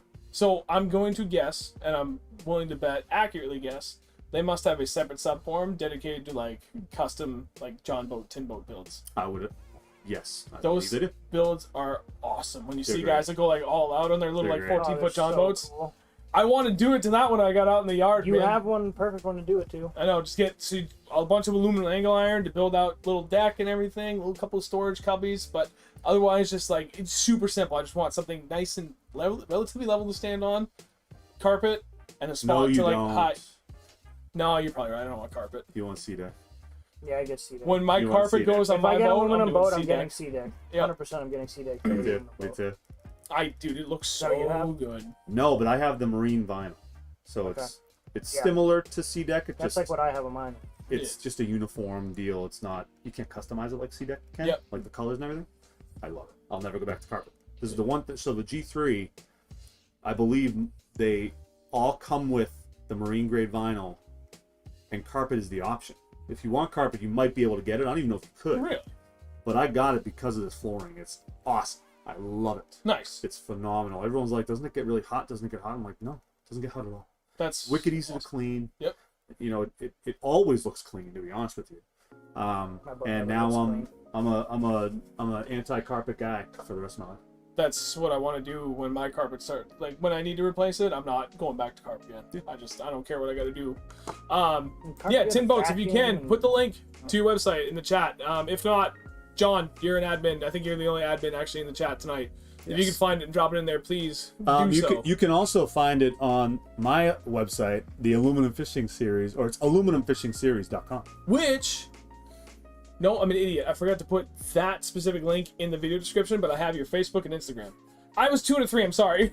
You know, I got this website that I've been dealing with and trying to. But I'll add it after this. After the stream's done, it'll be in there. All right. It'll be there. Don't worry. I even remember to do that for Sharon after the stream. I was like, God damn, I forgot all of his social before the stream, but it's in there now. So think about. So let's transition a little bit for a second, and Yeah. let's talk about that for a minute. So when I first started this series, I was strictly on the socials. I didn't have a website. Yeah. Right. It's been very difficult, or at least it was difficult. It's not really much anymore. Yep. Getting a website that people go to after having all the socials, because everyone gets so dependent on going to the socials for all the information. Right. You know, now I've got a website that I want everybody to go to. I want to funnel everything through the website now instead of the socials, because I want the website to be an avenue to get to the social. Right. Right? Because I wanna grow the website hits. Yep. And you know, and that for sponsors, and I want it to be a place where I get a lot of visibility, a lot of unique visitors to the site. Yep. But it's also a place where I can throw everything in. I don't have to worry about posting photos of creating 50 events a year for the series on Facebook. You know, I can just do it all on the website. So while the socials are great, you know, this day and age, you have to really figure out how to push everybody to one thing, or have all the information on everything. Right, which is difficult. Wicked difficult. It's very hard, and I try to do the best I can. And one huge upgrade that I did last year, and this was a pandemic thing, and it's made my life and all the directors in my trail. I think I've made their lives very, very easy. Yeah. So I had this opportunity to partner with a company called Sports Engine. And typically they do like baseball rosters and like sports program rosters and all that stuff. Yeah. And I worked with this guy, and they were doing a huge pandemic deal where it only cost me like $25 to set up an online registration form. Yeah. And utilize all of their systems, just $25. No kidding. So I was able to set that up. It's normally like a 4 or 5. I got jumped. Yeah. Pandemic, never know what's going to be over. Yep. And the registration part of it, nobody, and I try to be different. Right? I try to be different and easy. So a lot of places still doing the cash at the ramp type deal. So one of the things I really wanted to do was focus on how to run all of the funds into one specific area to disperse, right? So that way it actually feels like an actual business. I can actually set up, which I did this year, was set up an LLC for the business. Yeah. So the online registration aspect of it, that's what I am now telling everybody. You need to go to the website to do this, right? So you can't go anywhere unless you're on the website. Right. So I don't post, like I'll post it, you know, if I'm light on numbers or anything, or if I just want to kind of people to go there. Yeah. I'll post an Instagram or I'll send an email. But for the most part, you go to my site, the registration links are on that site. You have to register through that site. So, and what that does, and if you're a director out here, and I don't know, you know, what states, if we have any, I know I posted a little bit in the New England aluminum fishing page, and it was I started a new group. Yep. The New England Aluminum Boat Owners page. I think I saw that. I had 5 members until yesterday, or like 2 days ago, when I posted in New Hampshire bass fishing and New England bass tournaments. I did see that. Now I have like 60 members. It's awesome. Nice. So, you know, and they range. I got like Connecticut, I got New York. I got a bunch of guys on it. So if any of you guys know anybody that wants to direct, I'm setting this business up so the directors, their job is literally just the weigh-in. It's a check-in at ramp. You don't have to collect anything. You don't have to have anybody sign waivers. You don't have to do anything except launch, stage, set up a morning meeting, go, and then do the weigh-in at the end. Nice. That's it. Like, the mornings are so much easier. I've had to, in the past, before I did all this, I was showing up at a ramp at 5 a.m. Yep. Right? To set up the table, all the paperwork to fill it out. And it was just a nightmare. Now, I show up at 6:30. Yep. You know, everyone's on the water already. I check everybody's live wells. We go out in the water. I'm like, there's a morning meeting, 6:50 every tournament. Yep. Be there. If you miss it, you're out. And we're done. And we run. It's so awesome. That's what Bass Nation did now. So every year prior to that, like, oh my God, okay, there's 50 boats here. Oh. Well, all right, we're gonna be here at 5, so we can go through the line and get in, and we might be boat 30. Yeah. But now this year, like, it was great. So we launched at a West Alton Marina for the last tournament, and John Foster, the director for it all, was sitting there with his little handout. We pull up. We're like, hey, how you doing, John? He's like, good. So this is your check-in. I'm like, all right, cool. Here's the rules. Yep. And I think that was all he actually gave us. Yeah, it was just one piece of paper. Yeah, and he's like, all right, just down there, launch and park up there. Just follow the parking attendant. Yep. Sweet. That's Just easy. wicked easy. That was it. It was done. I was like, yeah, no, this is the way to go. Yeah, and I don't know if they did that as a victim of the pandemic, They did. right? Because Yep. I don't know if some of that may have been in the works before the pandemic, and then the pandemic just forced them to really do it. Yep. It's a lot But easier now. I feel like everybody needs to do that. And Richard, Mr. Parent over here, he's also talking about this, so I've also set it up so you're either getting a check. Yep. And I haven't. It's continuous improvement. I'm a continuous improvement director. Yeah. For this series. In New Hampshire, I have been able to pay out with Venmo and PayPal. So I have the business set up as a business Venmo and a business PayPal account. Yeah. So you have the option. Checks are a lot easier because I just have them ready to go. Right. But I'm set up all ways, so it just makes things a lot easier. Nice. So it's been fun. I mean, it's what I do. I mean, I've been a new product development engineer for my whole career. So That's what I've been for a long time, for the last 3 years. and in process, Yeah. process. So taking this director and taking this business, it's all about process. It's figuring out how to hold the events, Yep. especially in New Hampshire, because New Hampshire is brutal with having freaking tournaments and applications. Trying to figure that out, trying to do, make things easier on the anglers, make things easier on the directors down south, and it's been fun. So I hope I've been successful to date, and hopefully we can keep Well, I moving this mean, you thing up. have stuff going on all over the country now, so I think you've been successful. Yeah. We do, yeah. I like to think so. The place that I'm lacking is merch. We haven't done much in the merch department, and I know that I'm not gonna sell this. This has a lot of sponsors that aren't actually sponsors anymore. Just because I don't think they're around anymore. Like Yacht Woodboat service. Motor. They used to be a Ranger dealer, but they're not anymore. No, So- really? Yeah. They were long for a long time. Veracity Baits. My buddy Darren. Oh, He's no longer doing that. which one? Veracity? Yeah. No. Yeah. That sucks. Well, he sold the design to somebody, so somebody else is making his jigs.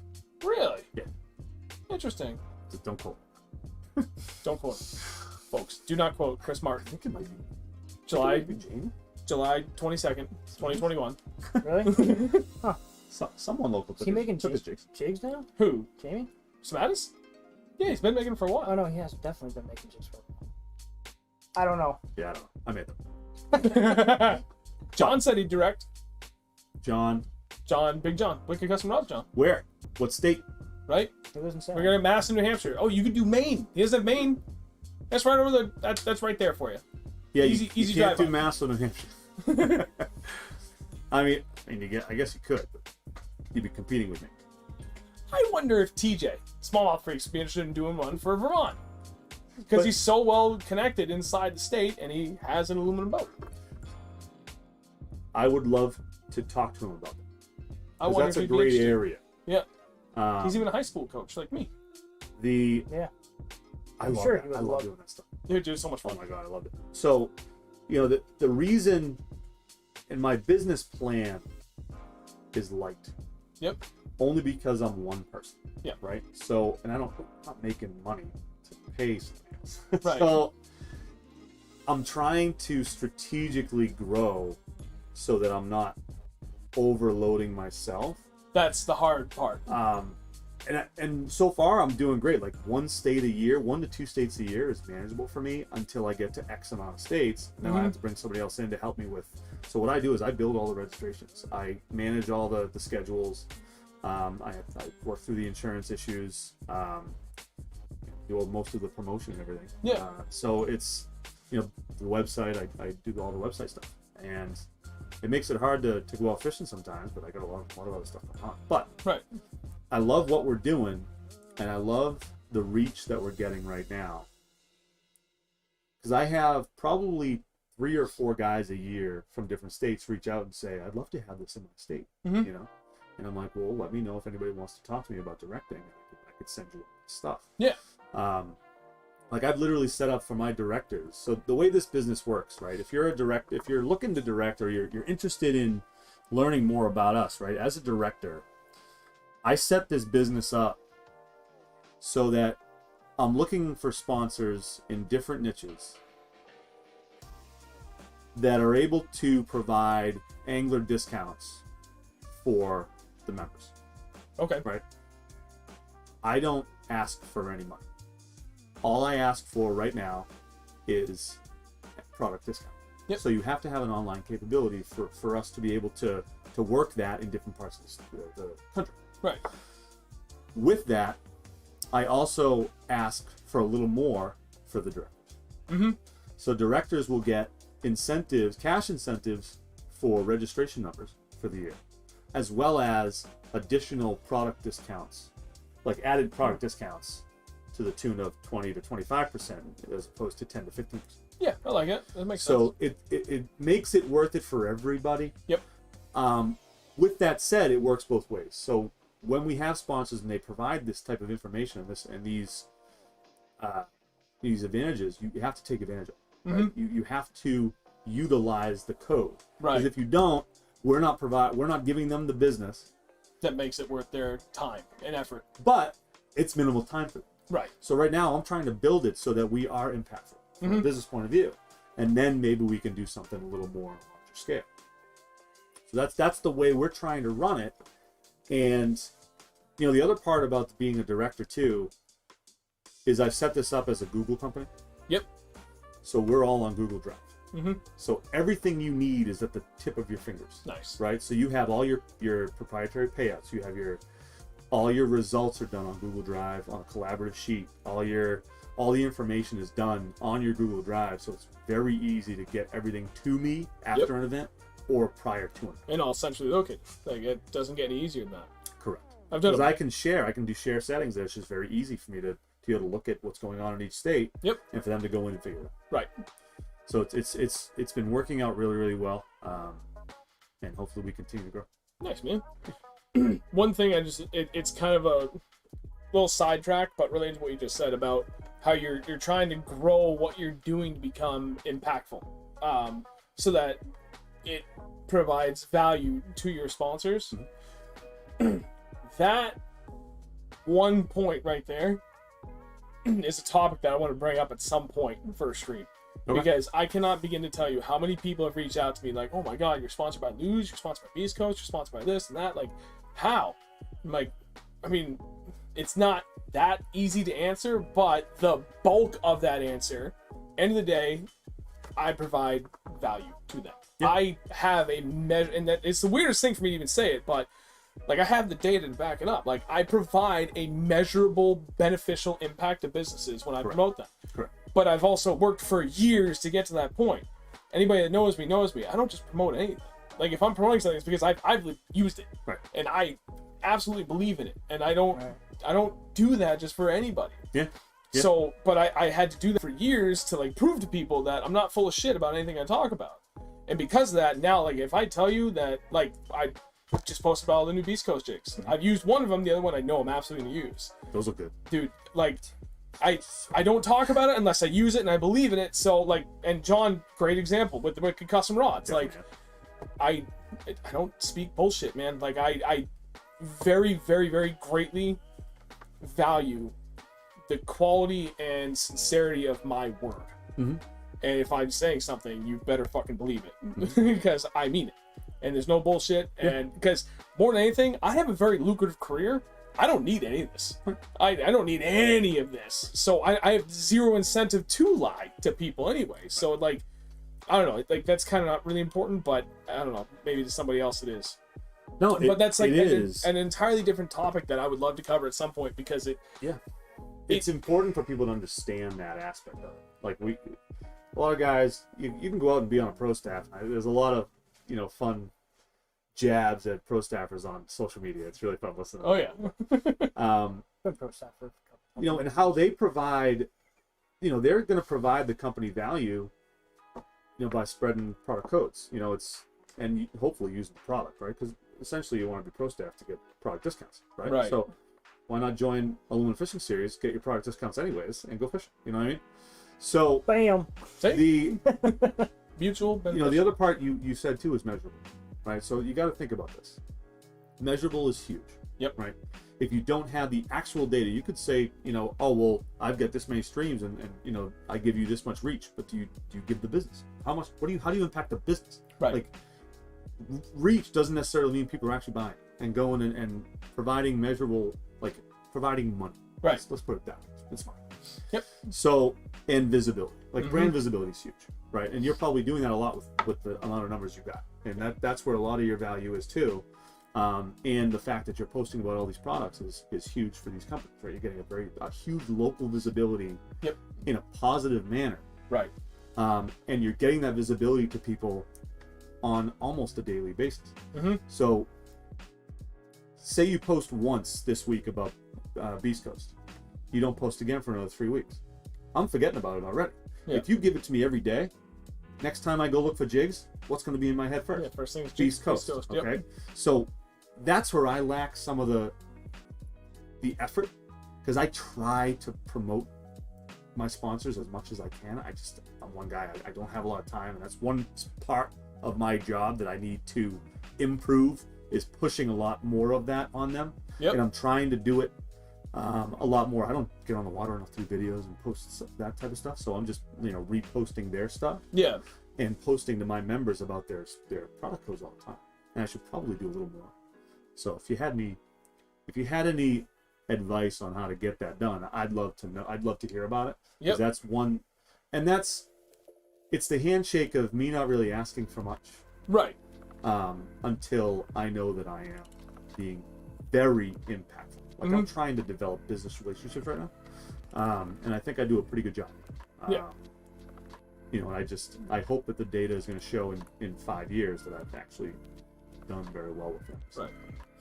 And there's two schools of thought on that too. I guess to wrap up the thought on this, because there's a couple more questions for aluminum stuff I want to get back to.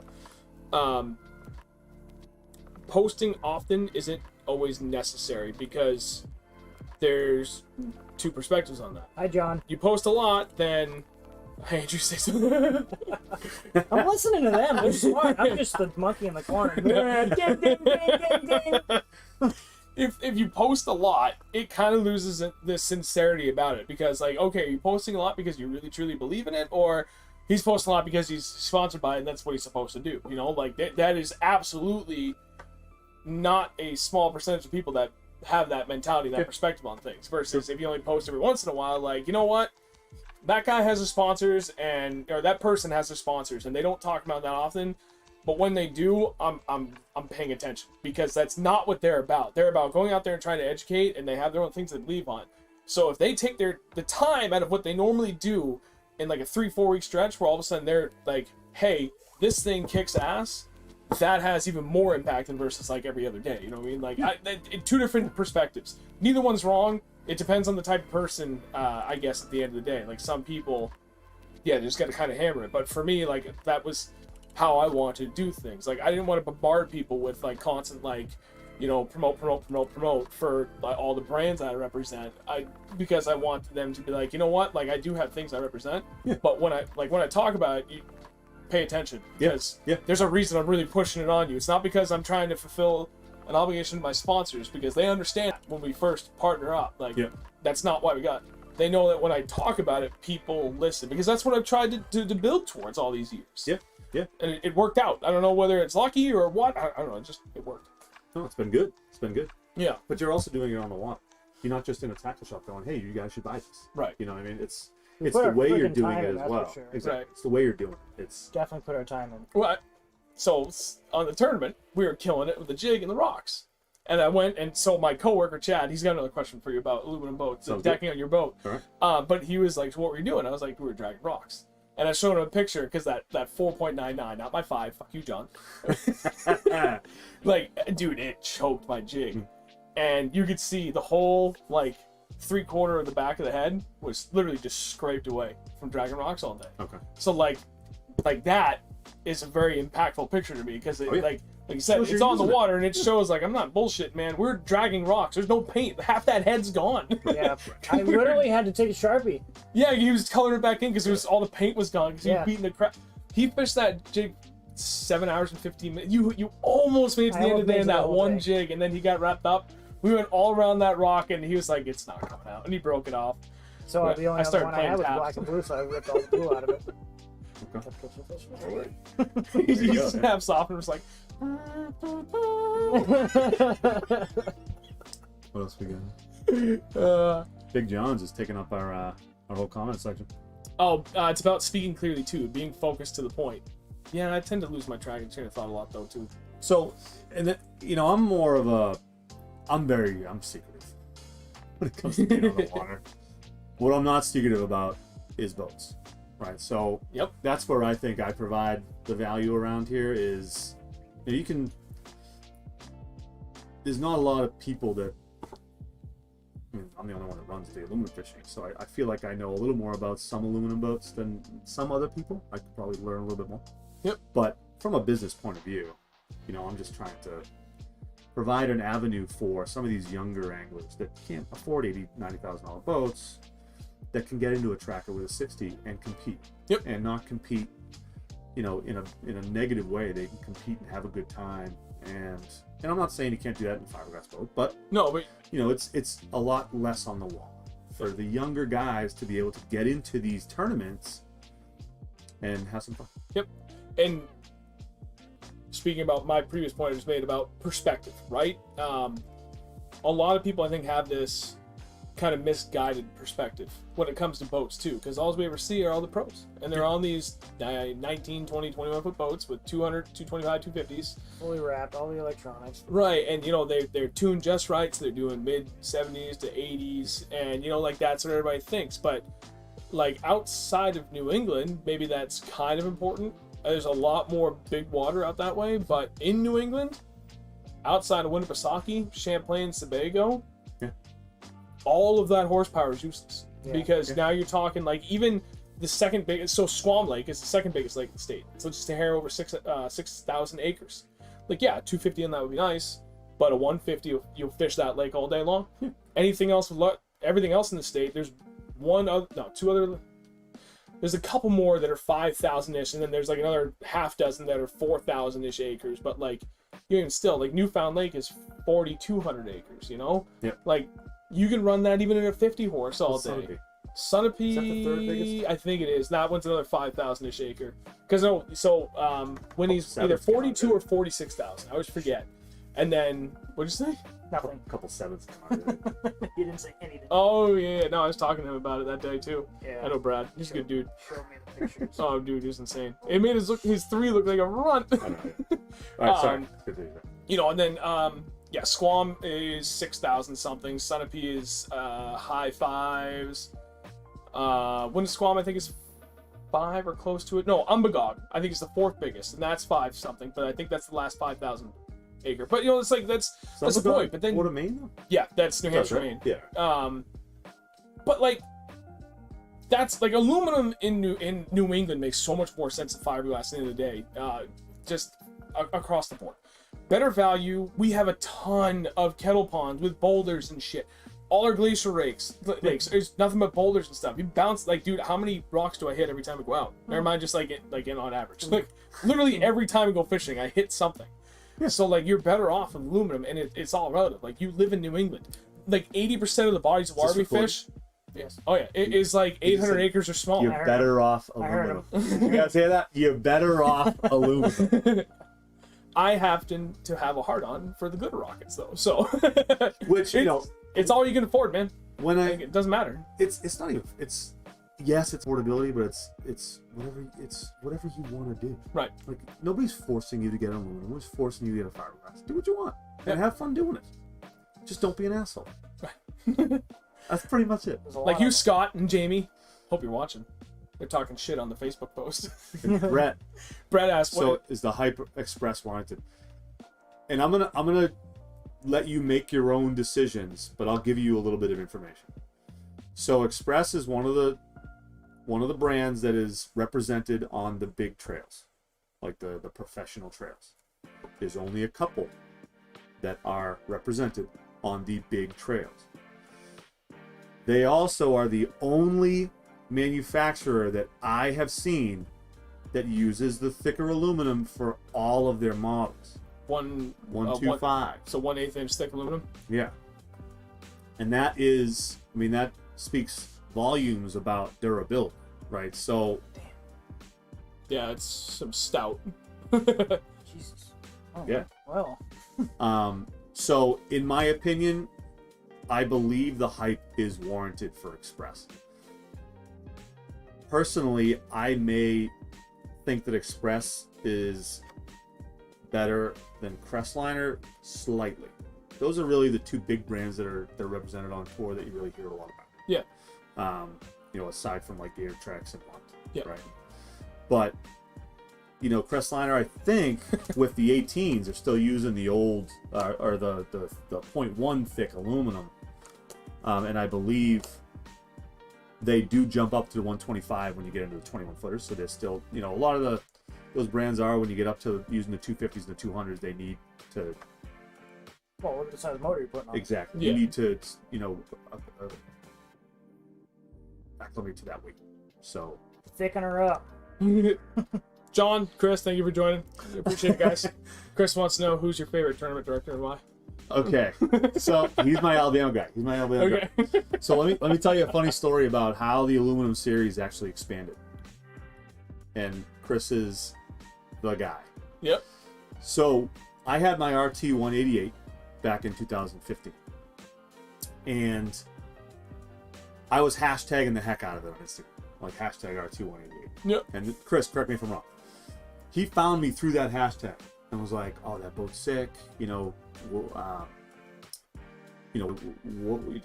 He asked a bunch of questions about it. He's like, "I'm thinking about getting one. What should I do?" Yeah. And he ended up getting an RT 188 and loving it. And we ended up, you know, conversing about this trail. And he was like, "Well, you know, why don't you have something in Alabama like this? I'd love to direct it." And the rest is history. And you know, he was the second guy to start this one. Nice. New Hampshire, Alabama, then Massachusetts jumped on. So, I mean, you always have a soft spot in my heart, Chris, because you're number two. You know what I mean? He's doing an awesome job down there. Him and the Georgia guy, we ended up having Georgia on board this year. Yep. And they're both doing phenomenal work down there. We've Nice. had record numbers, and it's just, you know, it's been a lot of fun watching you guys fish down there. So one of the best stories that Chris told me, and this was recent. It was probably distant. Oh, real recent. For one of the recent tournaments he had, there's a father-son team that has been doing the tournaments. Yeah. And he told me that in the last tournament, I think it was the first one they fished, first time they ever caught a bass together. Yeah. Right. So that's what the aluminum fishing series is all about. Yeah. Right. It's about people that can't go do that against 50, 200, and 250 horsepower machines. Right. Yep. Right. It's not a, you know, it's I don't want to say it's more family friendly, but I'm focusing on family like that. Yeah. Right. It's not as competitive as these big trails. It's fun. It's get out there, enjoy the water, get your kids out there, get them into the outdoors, and have a good time doing it. And I'm glad I could provide an avenue for that father and son team to do that. Nice. And it was just an awesome story. It makes it worth it for me to keep doing it. Nice. Right, because I think we're going to see a lot more in that. I mean, Yep. a lot of father sons go out there with, you know, these trackers that are 50 and 60 horsepower. You know what I mean? It's awesome. Yep. I love it. And I don't know why there isn't something like that or wasn't something like that before. And I'm glad there wasn't. You're gonna make me 'Cause- fuck damn aluminum boat. Attaboy. Ah, So You're welcome. my coworker had two more questions. One was about your boat with your flooring. Does the vinyl help or harm live well temps? That's actually a really interesting question. Or do you see no difference? I've seen no difference. What I'd like to see in my boat is a little deeper well. I don't think it's deep, but I haven't lost a fish. Nice. Do you have oxygenators in your boat? I said that really stupid, but auction, What do you mean by oxygenators? the aerator, kind of like, so in my boat. Recirc? Yeah. Is it? Well, is like I've actually got a you thing have that like a it's like an actual oxygenator. It just like actually, it's down at the bottom of the live well, but it's a separate unit that Scott, the previous owner of my boat, he had put in, and it Scott down. you can actually see like all like it looks air like actually smoke it almost just coming out. yeah of it. it just adds in Yeah. oxygen to the water. So So is if that you don't when want to when you're trailing? If Yeah, you got something in the water? yeah, like you could just top it off, and it's just gonna you can keep on recirc, and it's just as the fish are absorbing the oxygen in the water that you got in there naturally from the lake, it's replenishing the oxygen level back into the water. I don't think I have it. Oh, okay, I was just curious. I've only got it on one live well, and I'm actually pretty sure it died recently. But like he It said, has it's cool. to, yeah. When it's running, it looks like smoke coming out of it because it's just like a little bit coming up. Yeah, yeah. It's cool. No, I mean,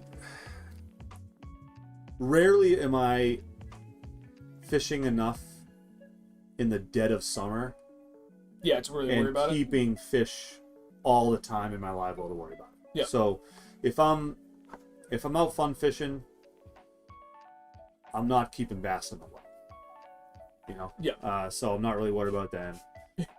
If I'm fishing a tournament, you know, I just make sure that live well's on all the time. You know, it's just pulling that water from the lake. Yeah.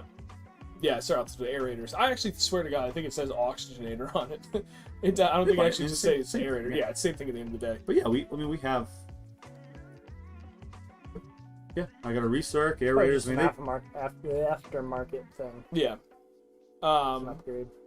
yeah, probably. maybe I should There's look your into. custom. Yeah, exactly. There So you go. I may look into it. I mean, yeah, I'm sure they made something that's you can throw right now. Right. Another question for Chad was, are you doing the Element Cup this year, and who do you see victorious, aluminum or glass? Of course, we're doing it this year. You know, I actually couple that with my New Hampshire championship. So we're doing it on October 2nd this year.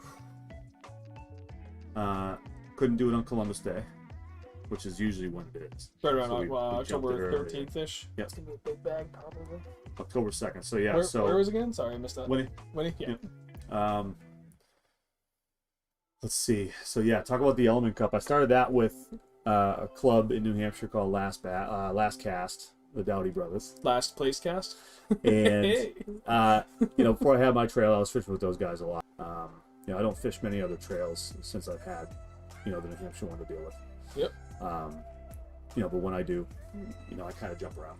And those are one of the guys that I go to first. Them and Bass Kickers. Those are the two I look for first to see if it's a body of water that I like and schedule that I can keep. But the Element Cup was kind of formed. It was funny because you know, like I said earlier in the cast, it was more of a, you know, the fiberglass versus aluminum guys like to fun butt heads. Oh, yeah. Right? So it's fun. I love it. Yep. So it's nice competition. So you know, me and the Dowdy boys talked about doing this team competition where it wasn't just a 10-boat tourney. It was, we were actually pitting one aluminum boat against one fiberglass boat in ranks, almost like a bracket style. That could be fun. Yeah. And then doing cumulative weight on top of that, as just kind of a different way of doing a tournament. Yeah. Right, because everybody gets set in their ways. You know, the 5-fish limit, the 4-fish limit, actually before July. But you know, we wanted something a little different. You know, a little more fun and edgy. You know, the first year the lake we chose was terrible. The fish was absolutely brutal. Ever since then, and they won the first one by a lot. Like a lot, or just a lot? Well, it wasn't too much. I think I weighed in last, and I think we needed 6 pounds to win it. So it wasn't too bad. Oh, okay. Like I only had 2 fish. So Yep. since then, you know, we've had battles, right? So it's been awesome. Yep. And we really upped the ante every year. You know, the first year we did, I can name lakes, right? Pleasant Lake, small lake, because I couldn't get a permit. I didn't know Oh, what to do. yeah. So I was like, let's just do a small lake, you know, I think it was 4 boats each. Then we went to 5 boats each and did Great East. Yep. The year after that, and aluminum took that one on the heels of a Martin Brothers 20-pound sack. Okay. Ooh. So then, the next year was Winnipesaukee, because where I grew up, I'm in an association. We have a house up there now. Yep. So I talked to the board of directors, and they were like, "Yeah, you can have a tournament here. Nice. Don't have to worry about a permit. I hope nobody sees this, but don't have to worry about a permit because we're using a private launch." Yep. So we're able to use the beach. Nobody's down there because it's after Labor Day. Usually the traffic is kind of died Like down after next to nothing at that point. Yeah, After except for Labor Day. Columbus Day, Yeah. if it's not raining. So that's why we had to move it. But the third year, let me look at the third year on Winnipesaukee, we lost by a whole lot, I believe. Oh no. I don't even want to talk about it. But I you want to hear gotta. more. I've got it right on the site. So 2007 they won, 18 we won, and then in 19 they took it to us on Winnipesaukee by like a lot. So we're looking for some huge redemption this year, 54 to 21. Oh my God, they more than doubled you. So this is when I Whoa. Wait. like the weather was absolutely terrible for aluminum boats. You couldn't go the Broads. Like, it was that bad, and I actually did go to the Broads. Yeah, and And I think I blew my hull. I broke my. I was out of the water twice. hey, we just. Oh, that was John. It was pretty rough. And we just none of our guys could figure it out. Two of their teams had some really good bags. 14 and 11. So wait, how many teams? 10? 5 teams per side. And Team Fiberglass had 54.56. Okay, we don't have to talk about that right now. They can't see it. They're gonna know. And I don't care. I don't have to talk about it. Team Aluminum had 21.62. So It was a shellacking. it was a discrepancy about that.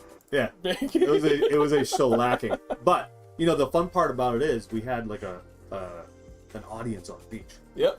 So we grilled out. We made it a spectacle. We made it fun. Everybody had a blast. Even though they won, we were all laughing and having a good time. So that's the kind of competition I love. Like, it's just fun, and that's why we continue to do it with these guys. 2020, obviously there was no Element Cup because 2020 COVID. sucked. Yep. So we're looking forward to getting back at it this year, October 2nd, 2021, and hopefully I make the top 5 so I can actually fish it.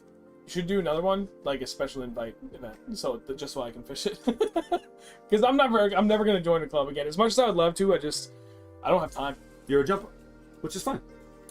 Yeah. The thing No big that deal. I'm a jumper too. it's really what it comes down to. I don't have the time that I feel I need to be competitive. Like the only reason we fished at Winnie, and I told him, is because I got the time off. Yep.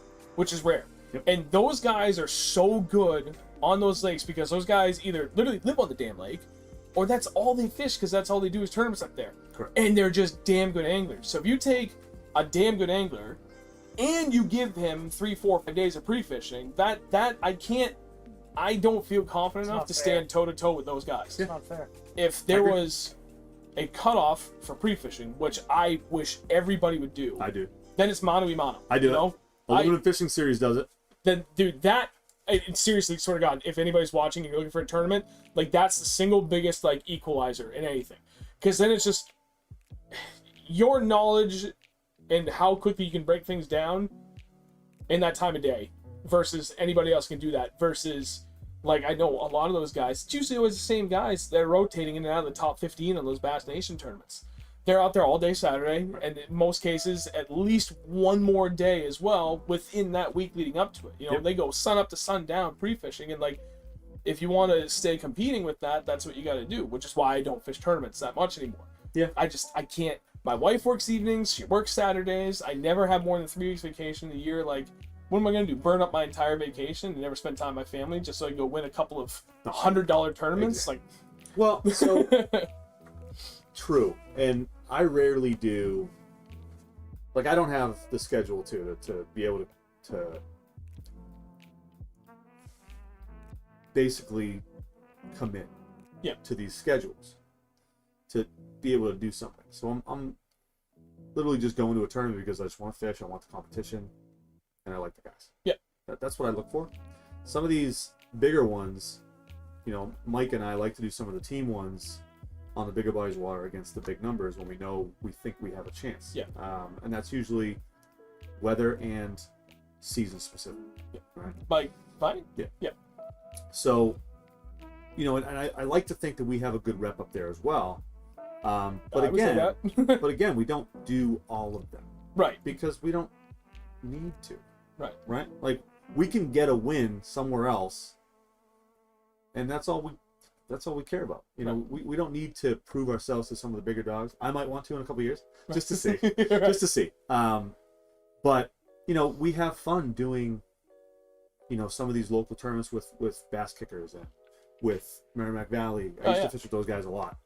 John's awesome. Love that guy. And what's the other one? Last Cast too. And that's all. You know, it's just to scratch that competitive itch. Yeah. Right. Unless you really make a defined effort to really want to make regionals and to really do something in the nation or FLW side of things, I don't know if there's a huge, at least for me, this is a personal preference, so there's not a huge pitch for me to want to do that yet, because I still want to understand more about the bigger bodies of water. Like I think I'm killer on smaller bodies of water 90% of the time. These bigger bodies of water, I'm killer on specific situations and circumstances and weather patterns. Yep. But when I need a school on a bigger body of water, I have a very difficult time finding. So that's the stuff I want to do, and eventually I'd like to see if I can hang with the big boys and maybe make a regional. But it's not something I'm going to do every year. It's dedication. That is a very big time commitment, like you said. And you know, again, you know, my wife lets me, bless her heart, she lets me do what I do now, and I do too much already. So the time that I can fish, I mean, I went from fishing 20 a year to fishing maybe 10. I went, you know, I dropped 50%. And, you know, because I enjoy watching other people do their thing and managing this series and seeing this series grow because people are having a blast doing it. And I know that it's because I give them an avenue to do that. And that's awesome. Love that. That keeps me doing it. Yep. I don't care if I'm making money at that point, right? Yep. I want to make money because it is effort and it's time. And I know that my time is worth that money, right? And my effort. Like, know your worth. You know what I mean? Big time. So, you know, I'm doing it because I love it and because I know that I can do it. And I think I do a very good job doing it. Yep. I'd concur with that. So, thank you. So, yeah. Did I talk enough? Absolutely. Yeah, I'm just sitting here listening. You haven't had like anything to say. Brady wants to heist wrist. Yeah, I mean it's. Oh. Working. It's getting there. Working. Yeah, this is gnarly, isn't it? Yeah, it's kind of cool. Tightens it up. Tightens up. Oh, it's broken. Yeah, just slide up. He just broke. Oh, it just slid out. Terrible. He's doing all right. Doing all right. It's still. So anyways, what's on tap for the next few weeks for you guys? Renting an aluminum boat and fishing with us on Saturday, or what? Fishing. This weekend? No. I can't fish Saturdays. Like I can't do any of the bass kickers as much as I'd love to, because my wife works Saturdays. Yeah. So like. Well, they're Sunday this week. Are they really? Oh, go figure. Because this Sunday we're going friggin' striper fishing with my buddy Dennis. We're already paid up. We're going out. Sweet. Where did I say? Sunday. No. Where are we going? I forget. Newburyport. Newburyport. Oh, beauty. So it's a smaller center console. It's just four of us. So yeah, I think what we're gonna do is snagging them up. Yep. That's so fun. I've never done this before. It's fun. Dude, snagging them is hilarious. You're just like, boom! It feels like a 5-pounder, but it comes up. You have to rip it. Like, you have one of those weighted hooks, right? Yeah, the weighted trebles. 2 to 3 ounces. It's ridiculous. The Mike Long special. Yeah. Yeah. And you drop it. You're the guy that was snagging all the 8 and 9 pounders, right? 18 and 19 pounders. That's what I did. So yeah, you literally let it fall. If you feel something on the line, yeah, just rip it. Like you rip. You go from like 6 to 12. Nice. You're gonna feel them. It's just gonna feel like. Because they don't get rattled. You're going through a huge school. Just fucking rip. It's awesome. So I was talking to Chad because he grew up on saltwater, and I was telling him about that, and he was like, oh yeah, dude. So you're just gonna do exactly what you just said. And he's like, you catch giant pokies like this. I'm like, wait, what? Yeah, I thought you guys were talking about like things like this. They get big. They fight like a bass. Like, I had no idea. Use it on snag them on freshwater gear. So I was debating doing that because I've got use the saltwater rods for the stripers. Yeah. Use the freshwater gear for pokies. It's an awesome fight. John, can you get his swimbait rod done before Sunday? You don't need that. Use a medium heavy. Oh, dude, my jig rod. Well, you need something for the hook. 50-incher. I'm not gonna do that. True. Right. True. Well, I mean, I've got an 8-foot heavy fast rated to 4 ounces. John's building me one that's same thing, but it's rated to 6 ounces. And I've got a loose Super Duty 300 wide. No. No. I mean, for like freshwater, it's overkill, but it's meant for throwing like a 6-ounce friggin' like 12-inch glide bait. Yeah. I think that'd be okay against a striper. Probably. Dude. Oh yeah. Dude, the ones I caught in the river last year. Yeah. It'll be fun. If you want to learn how to fight a fish, go catch 26 to 28 inch stripers on freshwater gear. So when I can't tell you where we went, but where we went in the winter for the winter holdovers. Oh, I know where you went. So we were catching them on our swim bait rod. So I have one of my Wicked custom Venmo rods. me for the details. I have my first swim bait rod from Wicked Custom Rods is an 8-foot heavy fast, but it's a 1/2 ounce to 3 ounce. Yeah. But we were throwing our umbrella rigs on that. It was perfect, and like it was great. And then the second time we went, it was kind of slow. No, it was later in the day on the first trip, and it was kind of slow. So I brought my 6'9" medium heavy spinning rod that I use. That's for like throwing like 3/4 ounce footballs, like spider jigs, crap like that. It's really ideal for like 1/2 to 3/4 ounce stuff. Okay. 3/8, it's a little too light for how stout that rod is. All For right. 6'9", it's like all backbone. Okay. But you can fling things. So I'm throwing a little 1/2 ounce blade bait on it, and I foul hooked a 28 incher Oh, geez. in the top dorsal. Dude, that thing took me for a fucking Yeah, how long ride. was that? How long was that? That's awesome. Was that like a 5-minute fight? Yeah. Where we were That's a following him ride. around? Just What do you think it was? I thought it was about 50 incher, dude. Because he just caught one that was 34 inches or something like that on his swim bait rod, and that thing took him for a ride. So I was like, "This is it, boys." Yeah, time out. Some important stuff just popped up. Rogue Trader, how do you Rogue sign Trader. up for the Open this Saturday? So, do you want to fish Northwood with us? Yes, So, he does. I'm telling you, yes. Email me at aluminumfishingseries@gmail.com. I'll get you hooked up. I know the registration is closed, but I can open it back up for you. So just email me and I'll let you know. Don't let him down. Unless you know him. Do you know who that is? Off the top of my head, no. Because we'd love to have you on, man. I'd love to have you. You'd make 10. So where we went for the winter holdovers, Paul Narducci. Yeah. Do you know that name? No. He's a guy from Connecticut. He's been doing a lot of stereo fishing lately, and he's been killing them on topwater. Yeah, a lot of that's like what Yeah. they hit. I don't want to bring it now. I have I like that question. So I have a big Chad had another great question that I want to Couple pose big to you. ones. Actually, Andrew, I want your opinion on this too, but we'll start with Chris because it was directed at him first. If you had all the funds, what aluminum rig would you go out and get right now? And would it be a single or tandem trailer? I feel like that second question is rhetorical. Tandem every single time.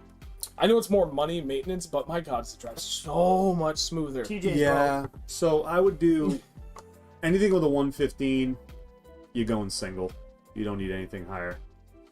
If you jump up to the 150, you might be okay with a single, but at that point I'd probably do tandem on the 150s or above. If I could go out and do it, I would spend a lot of money and have Gator tracks fully custom everything that I wanted on. Was that the one what pro had that build? I Keith remember you Boucher. shared it, and oh my God, that build was insane. Yeah.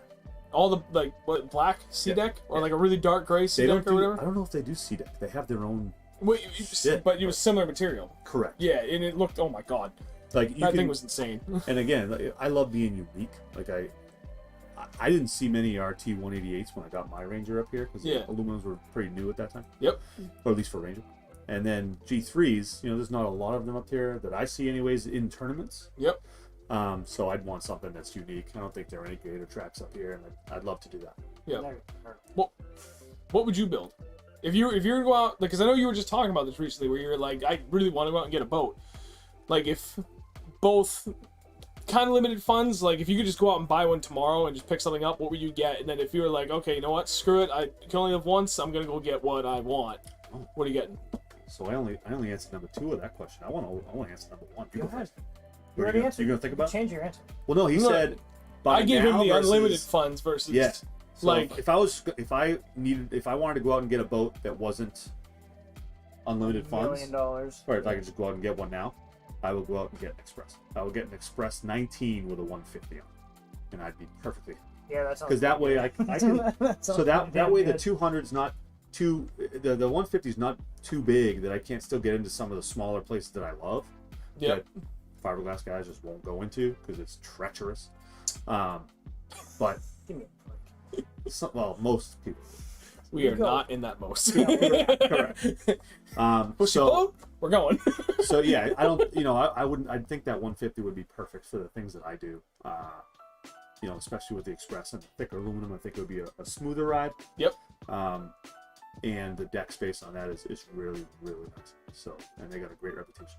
So that's what I would do. I'd probably do the same thing. 19-foot aluminum. Deck space as wide as this room. Yep. Yeah, because I want real estate. Like, I mean, that's the thing. Like, my dream boat for the longest time, it still kind of is like a giant Ranger. I know I'm talking fiberglass, but specific to deck space, like, I want an aircraft carrier because I don't give a shit about top speed. I want something that, and we can kind of do it on my Skeeter. Him and I could stand shoulder to shoulder, stand over the grab, video game fish together, and be comfortable. Mm-hmm. Like, the guy that runs Back Bay Trail, New Hampshire. Is that Mark? It's not Mark, is it? Chris and Chris and Jay. But Chris has that Legend V20.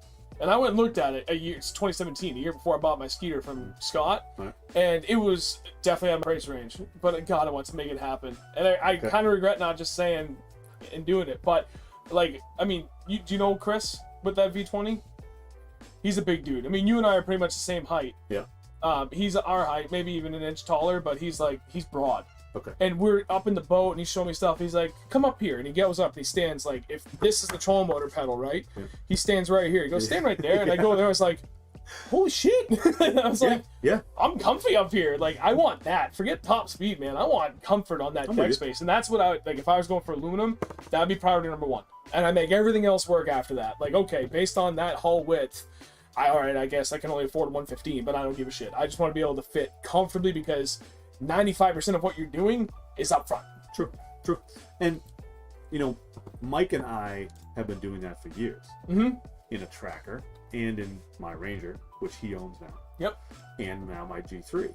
And we have never really had any problems with it. So the G3 is actually just as wide as the Ranger, Mm-hmm. which is another reason why I liked it. Right. I didn't want to get anything smaller than the Ranger because the Ranger was phenomenal, right? For me, going from what I was fishing with on Mike's boat to, almost a foot wider deck was night and day. But the G3 is very, very similar. And again, they come up like this, and then they just come over instead of angling up like this. So, I don't know how much I would notice a wider deck. So I don't know what mine is now. I think it's 6 96. I mean, that's what mine is. or 92. It's a 92 or 93. It's low to mid 90s. To go to a 96, really, I mean, I don't know if I'd see a difference, right? Because I'm at the front. Usually that's at like the middle of the bow, Right. Right where it starts to taper in. Hey, you get a lot more stability with that. True, but I mean, Mike's 6'4", is he like really? 220. I haven't 6'3", seen him in ages, so I 220. don't forget how tall he was. I'm 6'2", 200, and we've always fished at the front of the boat together and never had a problem. Yeah. So it's also, we're big power guys too. We're not spending a lot of time out on humps when we are. It's just as easy. Yep. So, I get it. I mean, that's being up there is comfortable, but think about how much space you alone are utilizing at the front of that boat. Oh, I know. Not a lot, Yep. and you'll have to run more. That's true. If you're here and the fence goes over here, you're gonna have to run another mile to get there. So, yeah, but it's so nice. It is. It's very, very nice, and it actually makes boats look a lot cleaner and smoother too, Mm-hmm. in my opinion. Brady asked, when are you guys doing a muskie trip up in Maine, Glacier Lake? Oh, my buddy Dennis. Ooh. I brought that up. He wants to do a muskie trip in the worst way. Let's do it. Let's go. I wouldn't mind it, but I'm the problem ready. is the guy that he found said it was kind of expensive, and it was for a 2-night trip, and it was in the middle of nowhere, man, Really? way up, and it specifically states like we reserve the right to change plans to go from muskie to trout instead, depending upon weather. So like you can go up there and pay all this money to go for muskie, and have like less than favorite weather, and be like, yeah, we're not even gonna try. We're gonna go for trout instead. I'm not gonna pay that kind of money to go for trout. Forget that. Well, it's not like Yeah, but if you do that, why don't you just do an ice trip? Right. See, that would And be go a bad pike idea. fishing. Right. I mean, then you're all just hanging out on the lake having a good time, instead of 2 guys in a boat. You don't see each other all day, and then you come back. right? Right. Get 5 or 10 guys out on ice on a pike lake and have a freaking blast with some We've beers. done it.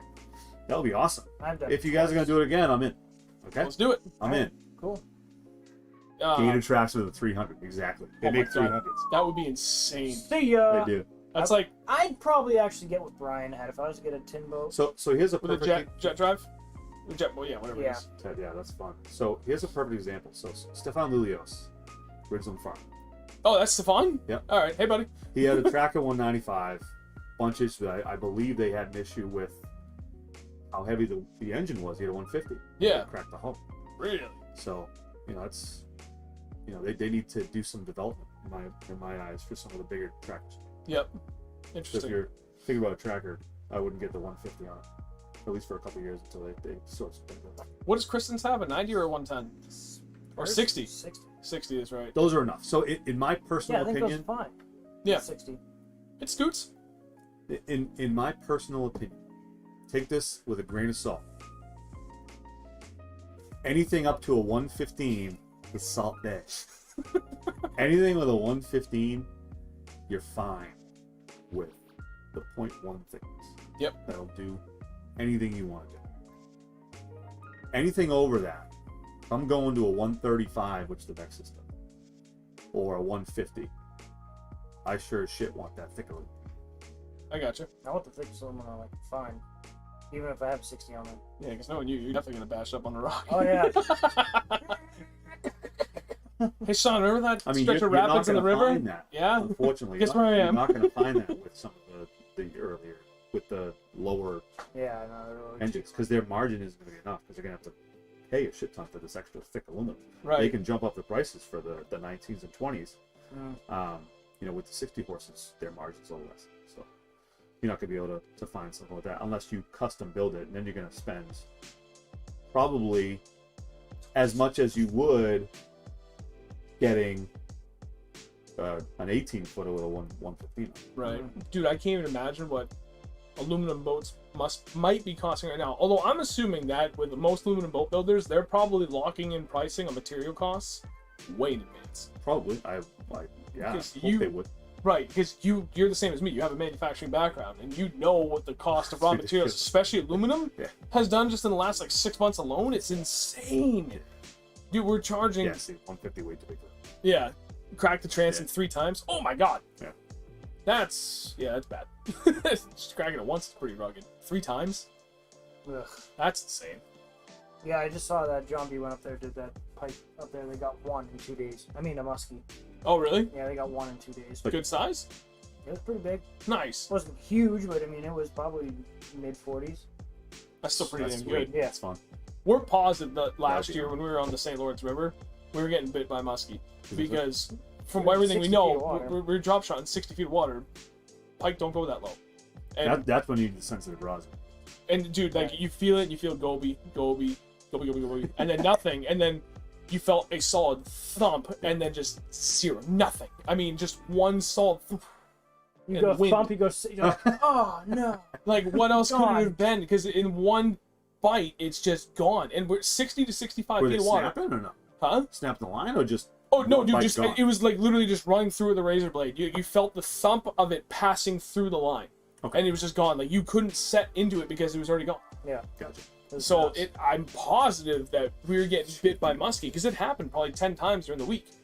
And there was one spot in particular, right out of that friggin' boat launch, and it's in the American American Narrows, Yep. and the main river channel. Kind of like there's an island right here, and actually it's like there's like 2 islands like this, and we're fishing between the 2. It's kind of offset, and the current came around, but it dips in a little bit, and then some of it kind of overflows because like another channel back here, and it was right there. It was 65 feet, but up on top it was like what 25 feet and all veggies. Yeah. And we started catching smallmouth like on either side of that. We're like, but it was all rats. Like, all right, screw it. Let's try and get down deeper. Maybe there's something down there we can't see that we get our drop shot close to, and just thump. The hell was that? Yeah. Yep. I think it happened to us twice in that one spot. Oh, It definitely was did. crazy. All right, so a couple questions. Actually, one question and then one JP about this. great, throwing some great knowledge at you right now with Alabama. So Brian Ernest. So all right, I didn't touch on this. So we are not a John Boat series. Unfortunately, I had to have a conversation with some people about fish conservation. Yep. And the John boats, while I'm sure most of John boats these days, I mean, this was in 2016, so John boats are coming a long way, especially with YouTube and all that stuff. But typically John boats have coolered live wells. Yep. And they're not pulling water directly from the lake all the time, anytime you want.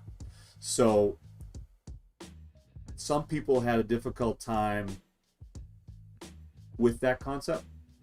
So instead of trying to justify or fight it, and I don't think I would have had to fight very hard, I just said, you know what, I'm going to dedicate it to bass boats with integrated live wells. So if your John boat has an integrated live well, but it has a tiller engine, I don't know if I can accept tiller engines. If it has, so I don't know this much about tillers, but do tillers have the friggin', you yank it out, it stops the engine? Oh, Kill kill switch. switch. Yeah, some of them do. Yeah, they Do they? Yep. They should.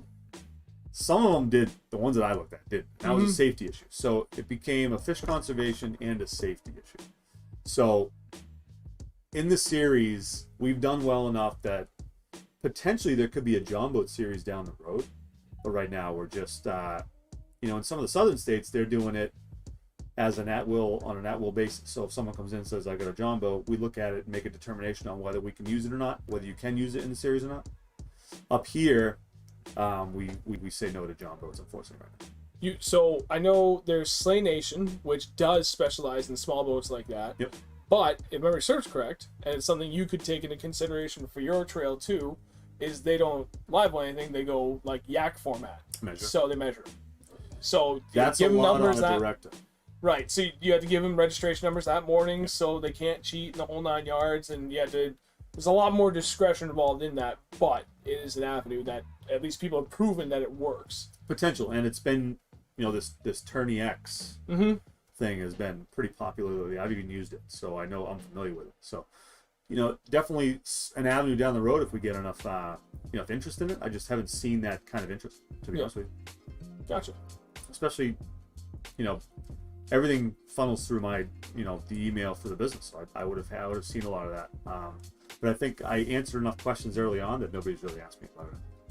Gotcha. So, and then Chris, so he's looking at an Express, right? And he got an X19 with 200 for 48,000. So that gives you the price deal. So what would a new fiberglass boat be for 200 with a 200 on a 19 footer with a 200? 70. No. It'd probably be in the 60 range out there, 50 to 60. I would say 50 because I know. It wouldn't be 50. It'd be more than that. Well, my buddy DJ. Shouldn't have said his name. Sorry. Well, anyway, a guy I know bought a Phoenix 721 with the new Mercury, the 250, and all Humminbird Helix 9-inch graphs with an Ultrex and two 12-foot talons. I think he only paid $63 for it. Oh, really? That was New? 2 years ago, brand new from Reynolds. 2 years. 2 years What ago. are prices now? Right. So there's that. So he's also pricing a boat out at the worst possible time. right. to So do it's it when supply is terrible. Yeah, 20K difference. yeah. That's what I would imagine too. That's But- insane. The prices jumped that much. But that's, so you're talking about a 20K base price difference. You're not talking about maintenance and gas mileage differences on the water, which could jump you up another 10 to 15 over 3 years. right. Yeah, but I don't even. Yeah, it's something you should take into consideration. But for my opinion, when you're talking about boats anyway, you just know that you got to spend a fuck ton of money on gas, and if you can't figure in like that is your measurement, not like well maybe it's like $100. No, a fuck ton of money. Yeah. Full stop. It's just that's the way every damn boat works, man. If it's not the gas, it's gonna kill you with getting new tires for the damn thing all the time, or oil if you have a 2-stroke. Yeah, God, man, it just never ends. And all these little odds and ends that add up. You get new batteries every like 4 or 5 years. Like it. Unless you get Battleborn lithiums, Unless which you get, like, are warranted for 10 years. That's crazy. you're paying for them, but they're awesome. The price still hasn't come down quite close enough to make me like, yeah, I want to do it yet. It's getting close though. It's getting close. So how often do you change your battery? Well, on the Everstarts from Walmart, Mm-hmm. which were $70 each, I get 4 seasons out of them before they start to get tired. But four years. What's typical? 4 years. Do you think so? Yep. You don't think it's 3? Nope. I went 4 years on every single set. There's the first set I stretched to 5, but in that 5th year they were tired. So then the second set, I was paying attention. In the 4th season, about halfway through, I noticed they were starting to get tired on like a windy day. So I was like, oh, okay, I'm not even going to play this game. They're gone. And then the 3rd set, 4 years, same deal. Okay. Middle of the summer, started to get a little tired, so I'm like, nope, and I replaced them. And then... And you replace it 2 at a time, right? Yep. Or all 3? All 3. So cranking and my 2 trolling batteries. And then this last set, because the cranking died on us, and I just got another Everstart because we were out in Newfound. Dude, would it take us almost an hour to troll back to the boat launch? It sucked. If you were in his boat with the 101, it would take you 5 minutes. And we couldn't jump it. We tried. Like, I have cables and everything, and it wouldn't jump. So it was dead. He's saying Dakota lithiums are 11 years. No kidding. Yeah, but they're also $1,500. Right. So So Battleborns are 800 that's not bad. Still So then I went. $800. for 10 years, right? So I was burning through them every 2 or 3 years. Yeah. So it made sense for me, for my situation. We'll say, so I got 4 years out of my batteries, and they're $80 batteries. So now, before we went to the St. Lawrence 2 years ago, 2019, they got some of the guys from Dragon Custom Tackle, and somebody else told me about the Duracell AGMs, which I got for $185 at either Sam's Club or BJ's, I forget which one. Okay. And as far as I know, it's the biggest like Group 34 as far as like marine cranking amp capacity that you can get from an AGM. I'm in my 2nd year on them, and I mean, it's only 2 years in, but they still feel like, I mean, I've gone fishing 2 full days, and they still got some oomph left to them. And there's for $180. So like, if I can get 5 years out of those before they start to feel tired, and I do it again for another 5 years, it's 360 times 2, $720 over 10 years. So versus how much do you spend? I'm not saying this like, oh, fuck, how much you spend. I'm just, it's fine. I'm getting to that point of like, how close am I getting? Because now if I'm with, say, like, close to $200 total over that same time period, then I'll consider it worth my investment because I know I'm going to get way more amperage hours out of that lithium, plus the added weight cost. Okay, yeah, $200 difference over 10 years. Yeah, I'll totally, $20 a year difference to save all that. Yeah, but that's not what it was 2 years ago when I last looked. It was like $1,000 difference. No, I did it because I wanted to be with the hype, and I wanted to do it right, and I had the extra dough to be able to do it. Yep. So if I didn't have this money, I wouldn't have put it on a credit card. I wouldn't have. Like, I had the cash from the sale of my boat. So I was like, I need to do it right, and I want to see what the hype is all about. Go back. Well, yeah, between the lithium and the Ghost with the brushless motor, you probably fish 3 full friggin' days on your batteries before you have to charge me. I have never seen this thing online. That's but insane. I'm always charging it. I'm always plugging in when I bring it home. Yeah. Yeah, I mean, it's phenomenal. I mean, and I don't even use it as much as I should. You know what I mean? Yep. But I wanted, with the Ghost, I'm kind of crazy and controlling it. I wanted the Ghost to have something nice, but I wanted all of it to be really nice. So that Ghost is nice. The lead acids. Yeah, it really is. I think I'm done with lead acids. They're horrible. We burn through them. I have like 5 of them just sitting in my house. I don't know what the hell to do with them. Can I just bring them down to West Marine and just like, hey, can you throw these out for me? Right. Yeah, it's gonna charge you $25. Right? I'm like, well, I'm just keeping my house. What the hell am I supposed to do? Right. Wait, don't you guys get a $10 core charge for these anyway? Can't you make money off of me for bringing these to you? Right. Just take them, please. Yeah. Take my money. I don't care. Yeah. Or take the money you could make, but I'm not gonna pay you. But yeah, so yeah, I mean, yeah, lithiums they're phenomenal, and they recharge faster. So I didn't need to have a 15 amp per bank charger. I had a 6 in the boat. I took it out because I had to get a new charger anyways. Because when you charge you know, it was set up for lithiums. You need a different program for lithium. It was set up for lead acids. Yep. When you get lithiums, you need to have a charger that is dedicated for a lithium charge. Yep. So I had to have one done. I'm like, well, I might as well get the biggest one that I can get, and that happened to be the 10-amp one per bank. Never had a problem. Never. I probably wouldn't even have a problem with a 6 amp. Probably not. But love the 10 amp. It's great. And that was another one of the upgrades that I had back. You know, the next thing I eventually want to do when I have some money is make this a 36. See how fast that thing goes. Dude, oh my god. See, yeah, but then like you could take that out into like St. Lawrence River, which you could totally do that with your boat if you just go on the river. It's rare that the wind gets that bad in the river. Lake Ontario, different story. But even in the river. But dude, oh my god. When we were there, oh yeah, but if you're in the American Narrows area, yeah, there's still plenty of spots where you can go out of the wind and there's still great fishing out there. Which we learned the first year we were there. But like, dude, we were because I didn't have the Ghost the 2 times we went, but when we went the first time, the water was at the highest level it had been recorded at in history. We were there, and it had only fallen a foot below that point, so it was ripping, and like my trolling motor was fucking tired after like what 4 or 5 hours out there fishing. Yeah, not long. No, dude, it was.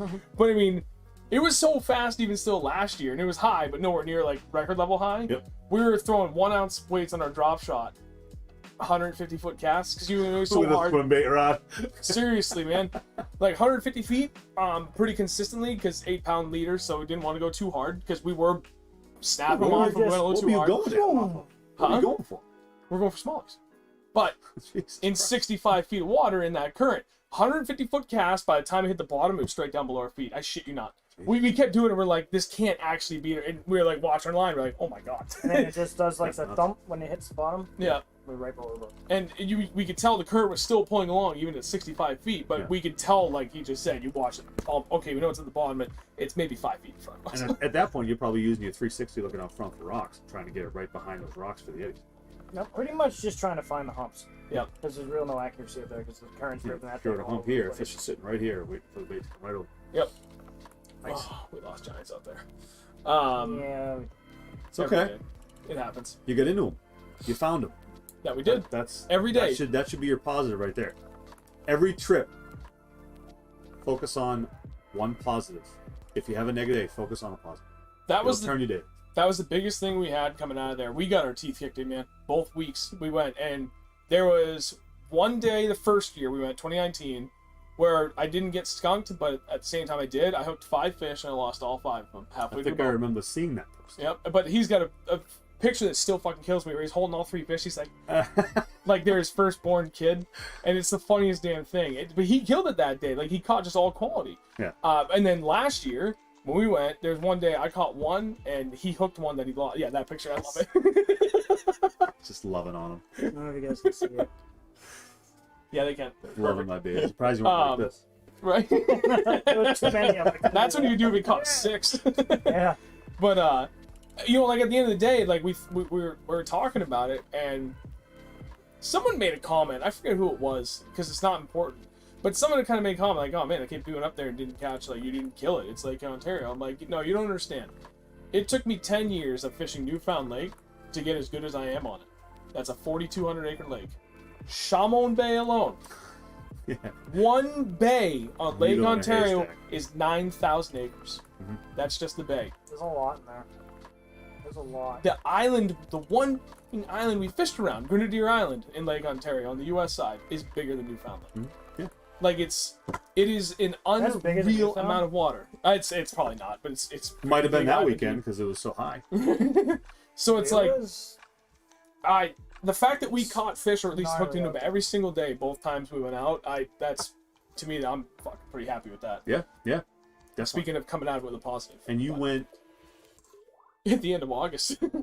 but that was like a lot of the big hype because the huge smallies had come out of the tournament, the big pro tournament stuff, right? Yeah, and we You went went around that same time, right? A little We after it? literally the fished first year we went a month after it. Last year we went what, a week and a half or 2 weeks after? It was 2 weeks after. Yeah. Yeah. But then last year's complication was they had, like, right after the elites were done, I swear to God, it was the next day, they had a 2-week heat wave. Lake Ontario was 80 degrees. Nice. Yeah, it sucked. We were 6 miles offshore. So you're not hitting the thermocline No, at we were 65 freaking feet? mad.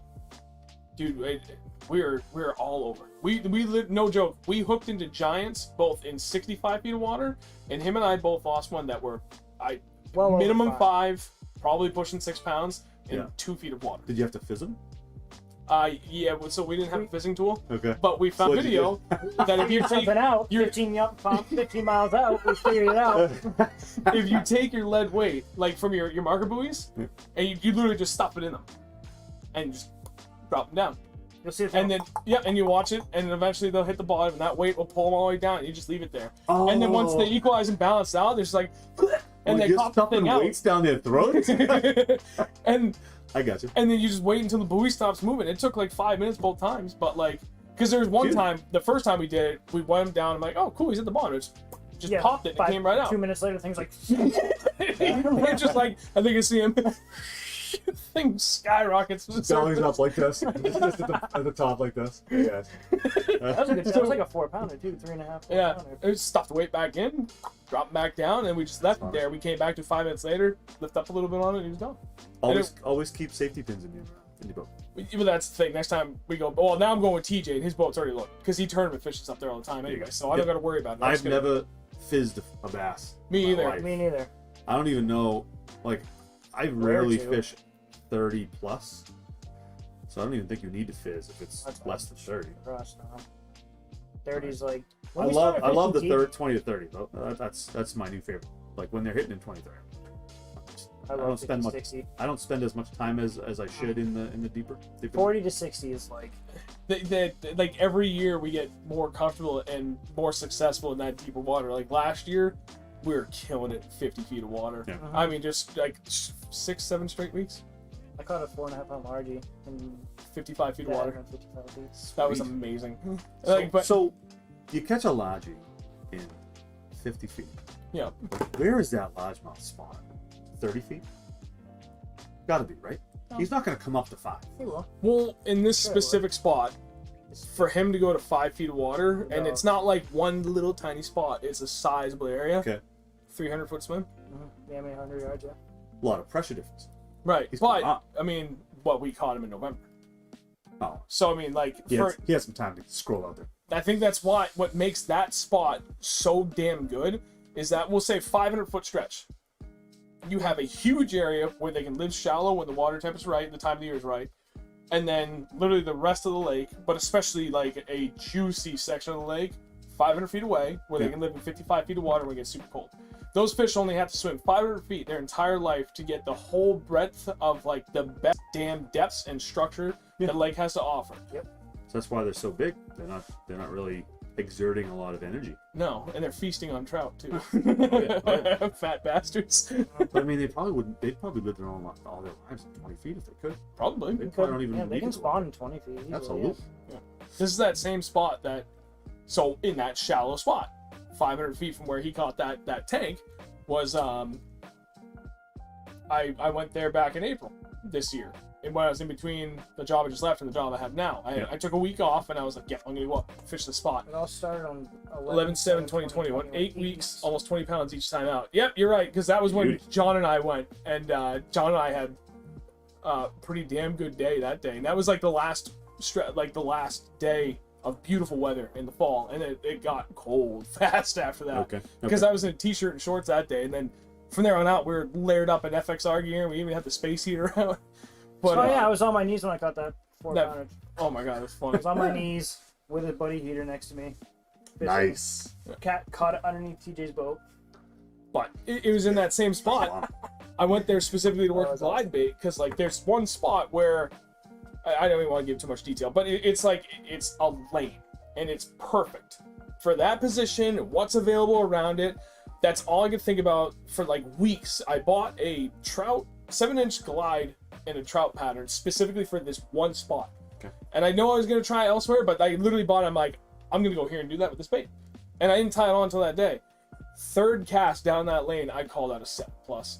I'm confident that it was that big because my boat was only in 5 feet of water. Yeah. I brought him right in front of me, and he swam right underneath my feet. It's gin clear. It's clearer than Okay. Newfound. Yeah, dude. pretty freaking. Like I'm like, freaking out at this fish. Awesome. I called him after. I'm pretty sure. I was Yeah, like, I'm pretty buddy. Chad's firing out more questions via text. What's up, Chad? So we were speaking What do you about St. Lawrence River. How comfortable would you feel in your aluminum on a bad current day in the St. Lawrence? I can't What was answer. the I question? can't answer that question. How comfortable would you feel in your aluminum on a bad current day in the St. Lawrence? Well, even Oh, it's Chad Magoon? Oh. Yeah. He's my coworker. He's how I got my job where I'm working Gotcha. from him. I didn't know that was him. Yep. I'd do it. It's not that bad. I mean, if you're talking about just current, as long as you've got at least a 24 volt 80 pound, you go out there all day long. We were out there and we did it in that with technically a trolling motor that's a little underpowered for my size skeeter, and we did it when the river was 1 foot below the highest it had ever been in recorded history, and it was ripping. Yeah, It was and- probably 6-7 knots. Yeah, that's ripping. But Like, I mean, it wasn't slow. but you got the Ghost too. I mean, I got the Ghost that's on aluminum. Like I'm spot locking in the current You can do it. wherever I want to go. I'm good to go. Current's current. Yeah. As long as your trolling motor's going fast, is able to go faster than it. Yeah, you're gonna be fine. I have full capability, like full confidence in my boat in a ton of current with that Ghost on and the Tula fumes. Like I could run that 2 days. Yep. In that kind of current. 3 days no current. Like I could run a ton of time on like 90% and be fine. Yep. So Stefan, current no problem. Waves not so much. Yeah, that's true. although out there it's not like Winnie. Like if you get into a 4 foot chop on Winnie, there's nothing you can do about it. No, fiberglass or Right, like you aluminum. said, nose way up, and you just smash the whole way through. Out there, it's 4 foot ocean waves, so it's still Oh, yeah. legitimate I 4 got it. footers, but they're spaced out. So you just Rolls, ride, you yeah. roll right. Or in you between double them. them like us. Oh my god, dude! Nice. No, that was you at Winnie in the Winnie tournament. We straight up jumped Oh, my yeah. skeeter 100% out of the water. Beauty. And Love it. I think I yelled some incoherent noise as we came up to it because it was the waves were coming at us. Oh like this. shit! Like you And see it, I and you hit- go. Yep, I came off the throttle because like I saw it as it was coming up, and I was like, "Oh no, it's gonna happen!" Like just that perfect. Yeah. It formed right in front of my boat, Yeah. and it came off the throttle. And we were just like hitting a double on a BMX bike, dude. Yeah. And That's Were part you of that with the boat. waves or against them? we were against them. Yeah. But we came down over the next set of waves, just perfect, dude. It just laid down into it, and my foot slammed on the throttle as we came down. It was like, It was like all shot out of it. That's We fun. just look at each other like, oh Yeah, I mean, you can't really do that in aluminum boat. Maybe in the 125, the thicker aluminum hull, not in the .1. my. Yeah. I've jumped my skeeter 3 times now. Twice with you. Beautiful. John and I kind of That's jumped it. fun. I guess that'd be the third one. But that was by far the best jump. The second best jump was with you on Newfound last year. with the kayakers. Yeah, TB18. I hear you, my man. I mean, they're So you unbelievable. can change. Holy crap! Fish 3 3 days, days, 8 8 hours. hours. That's really good though. Like especially if you want to go. I mean, if you're doing a lot of tournament fishing too, especially like God forbid something goes wrong where you don't get a good charge. Like Or that's you what's stay really somewhere without a charge. right. Yeah, like I know guys like to go fish like on Umbagog. You know, there's a campground out there on an island or something out in the lake. Like, if you had lithium, you could go up all friggin' weekend. It'd be great. Do a little camping. You can run lights off your boat batteries. Right. Yeah, the wave versus the current stuff. So I don't see a huge difference when I'm not running a big engine on the trolling motor. Holy crap! Yeah, this has been the longest 10-4. stream thus far. I can talk. I'm a talker. So We all are. the waves, I don't see much of a difference if I'm in 4 footers on the deck of a skeeter versus on the deck of a No. it's not a big difference. Not up here, because they're so tight. I mean, pretty much anywhere. The only place that I've been to where it's different was like Ontario and the St. Lawrence River, because Yeah, it's Because they will kill you. Oh, It's a challenge any way you're gonna use, any way you're gonna use it, any way you're gonna run it. right.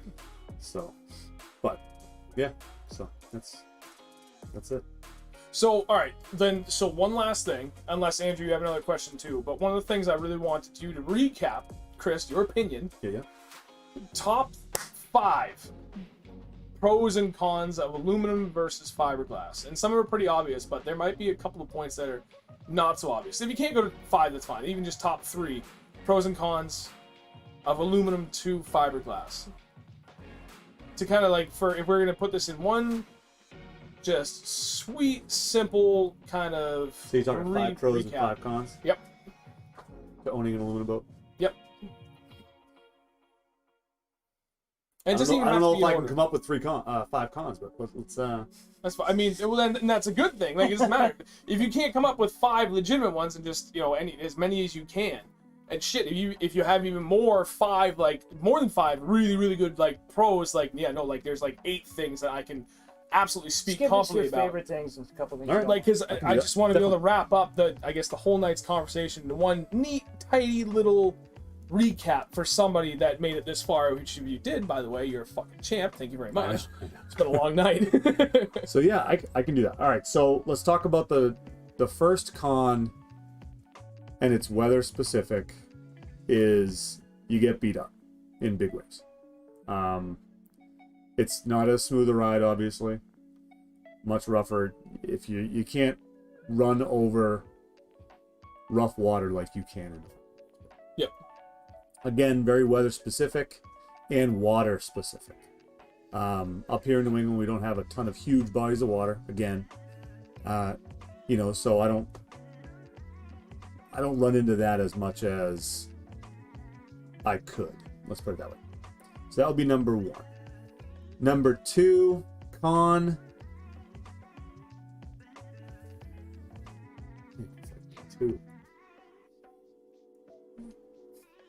Top speed. Like, if that was something that was like really mattered to you, on average. Yeah, but you can get 60s and 70s with a 200 and 250 in an aluminum. Yeah. So I can't really say speed. No, you're right. Because I guess You know what I mean? I'm thinking the average speeds, top speeds in those are limited, because most of the aluminums that I know of and hear about are from people that have 115s and 150s and things like that. Which used to be the standard. Right. So, 10 years ago, that's all there was. Right. Now you can get into something that gives you that 60 to 70 speed. Right. But even still, a 110 or 115 on the back of a 17-footer aluminum fiberglass, like, overall speed difference really isn't. Not a lot. No. 2-3 miles an hour. Right. So it's not a significant difference that you can even list that as a con. So scratch that. Don't even. I didn't say. So Chris says top speed is a con only if you have the 115s. Right. If you have a 200, 250, you can compete with these guys. But Chris also did something else. He modified his engine so he's at the top hole. So his boat actually gets 52, and it was an RT 88 with a 115. Yeah. He was flying. Nice. Flying. So do you give up hole shot then for that? A little bit. He said it's a crawler up on plane, but doesn't really matter. No. Number 2 con, doesn't couple well with lightning. I think we discussed that. Yep. Metal and lightning is never a good combo. A couple Have you people ever said. been struck? Was that? Have you ever been struck? I have not. Brady said it's louder in the water. Would you really consider that a con though? I mean, it's something that I guess you could point to it, but is it like a measurable con where, like, yeah, by the way, this thing slaps louder than anything in the world. It's not a con to me. This shit Louder than slaps. Riley Reid's ass cheeks. It does. It is louder in the water, I find, when I'm on plane using the big end. Yeah. If I'm on a trolling motor, I don't notice it at all. Yeah. I don't know if I'd call it a con. I mean, Then no, it's I would. louder on the water because it's a rough ride. Yeah. Some of these boats that aren't foam pacted as much as some of the other ones, right? The G3 is an example. The front's a little bit tin canny. Yep. When I'm planing, but that's just, it doesn't have the foam up there. Don't Gotcha. need it. I mean, I'm not seeing any negatives. I mean, I actually bolted down my Ghost with the TH Marine trolling motor lock there. Yeah. Very easy to do the Ghost, by the way. I might get that.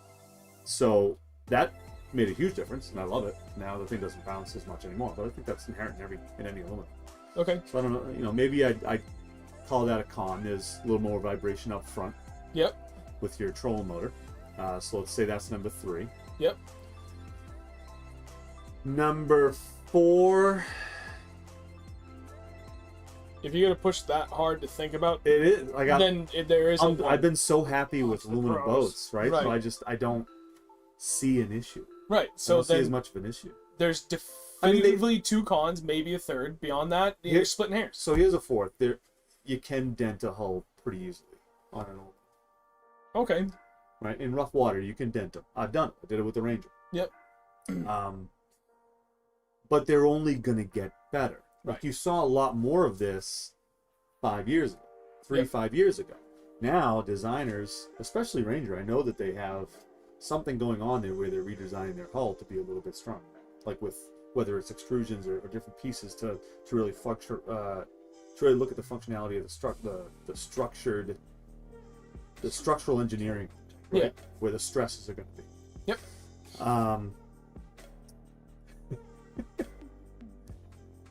What else? All right, so yeah, so that's 4 cons, I guess you could say. Yeah, good enough. On to the Um, pros. So the pros, affordability has to be. Yeah. Right. Like, and I'm not just talking on like your boats, like on the full base cost of your boat, right? I'm talking about maintenance, ease of your truck. Like you're not pulling as much, you're towing, less Especially the way I than drive. 3,000 pounds on these things instead of what 6,000-7,000 pounds, right? So Well, yeah, dry weight on my Skeeter hull is 3,500 pounds, I think. Is it that high? no, you got to No. Well, just on the hull, Oh, not just the hull, including- yeah. Okay. 3,500 just on the hull, and then what? 600 pounds for an outboard, something like that, for a 200 horse for a show. Probably. Then trailers probably another 1,000 pounds, maybe Yeah, so you're up 1,200, at something like 6. that. Yeah, around. So, for me, full tilt, less than 3,000 pounds. right. So, maintenance on my truck's great. I'm not killing it. Yep. You don't have as much on the trailer to maintain. Yep. You don't have any, brake bearings or pads or anything that are going to really wear quickly. So, the gas, you're not spending as much on gas. You're burning less fuel because it's lighter. So affordability is definitely number 2. Stefan, What are you talking come on. Fiberglass guys make fun of you till you beat them. I was gonna say something to that effect. But pro number 2 is, drafts 6 inches. Maybe even less than 6 inches. Where's the... No, I'll ask that question after. I want to know where the Lund Pro V 2075 stands in relation to that. Is it just a draft? No, Deeper than those fiberglass? DVs definitely draft. They must draft. They draft a lot deeper than the flat bottoms. Yeah. Well, yeah. So I'm talking flat bottoms only because I've only had flat bottoms. Yep. So, skinny water. So I can pull up on any rocky. You guys wouldn't pull up in your Skeeter to a rocky bank to anchor your boat, like a rocky beach or whatever. I literally do it every single time I go out. Some guys wouldn't do that. So, I feel like I can get in some places that other people wouldn't even care about. Yep. Or would never do. Boat's a tool. I can hit anything too. Like I scratch the hell out of this thing. Yep. Right. I'll go through trees if it's in the water. So, like scratches and just durability of aluminum, I just feel is much more. What's the word I'm looking for? Forgiving. Yep. Okay. So that would be number 3. Okay. Pro number 4 is that you can compete. I mean, they're now making aluminum boats so you can compete with whoever you want to compete with. Yep. So, again, 5-10 years ago, you wouldn't see this. The trend has just boomed, right? Especially with the cost of fiberglass being so astronomical and people just wanting to get on the water. The pandemic did a lot of that too, but people just want to get on the water and this is an affordable way to do it. But now you have so many options to, go cheap and still get a great product, Right. or go in that mid-range affordability of getting a fully rigged 200 to 250 SHO bass boat that competes with the big boys. So configuration on these things is number 4. Number 5 is reputation. I mean, you're going to start to see a lot more pros jumping on the aluminum train because I think they're going to see now. I mean, they're seeing guys There's already win a in them. bunch in them. Exactly, Yeah. and there's more now than there was 3 years ago, right? So the trend is moving up. And especially when you start seeing all these different guys come up with the 200, 250s, 250s. So you're going to start to see a lot more of that, especially as they improve their designs. I mean, I bet you the pricing will almost even out itself. Probably. it'll still be a little less for the aluminums because of material. Yeah. Fiberglass is a lot inherently more expensive anyways. But I think they're gonna eventually even out for the higher end models. Yep. Especially if they go with the thicker one. So that's pretty much it. Yeah. All good points though. I mean, You made my decision. trolling motor alone too. Yeah. I guess if I could add another one, like a caveat, you can maneuver much faster in an aluminum boat in my eyes than you can a fiberglass boat with a. Yeah, with the because I troll went from my boat, which is pretty much the same length as Kristen's, Yeah. the next day being on her boat, and I was even with hers being It's Like, Because you're pushing not so much 36. less weight, and maneuverability is phenomenal. right. But you have to get used to it, or you're gonna dunk yourself. So that's a great positive. Nice. Good. That's a great way to wrap it up. Yeah. Do you have any parting questions over there, buddy? Want to come look at boats with me? Yes. Andrew's gonna just go and upgrade. So that's it. Listen, if you have an aluminum boat, come on over to the AFS and join a fun group of guys. We're always looking for new members. We're trying to expand. If you guys know anybody that wants to direct in the New England area, let me know, or anywhere, to be honest. We're trying to really focus on 3 specific areas. One of them's in the Northeast, one of them's in the Southeast, and one of them's Central North right now. So, the more the merrier. More members means more visibility to some bigger sponsors and doing some bigger things. So it's all about you. Yep. Go ahead and check him out down in the video description below. We've got his Facebook and Instagram. I don't have the website on there yet, but I'll have that after the stream is done.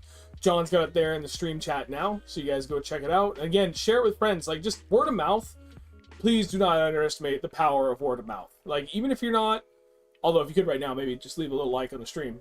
Even if you're not just, sharing it on social media or whatever, like, just talking to friends, just literally just talking about it. Not like, hey man, go check out Aluminum Fishing Series. Just bring it up in conversation. Like, oh yeah, I don't know, we were talking about this, and hey, did you know there's an Aluminum Fishing Series like Trail? And just that elicits conversation between other people. Before you know it, like, somebody hears about it, like, oh shit, I've been looking for something just like that. So I don't know, man. Like, if it's something of interest to you and it can come up in conversation, like, don't underestimate how helpful that can be.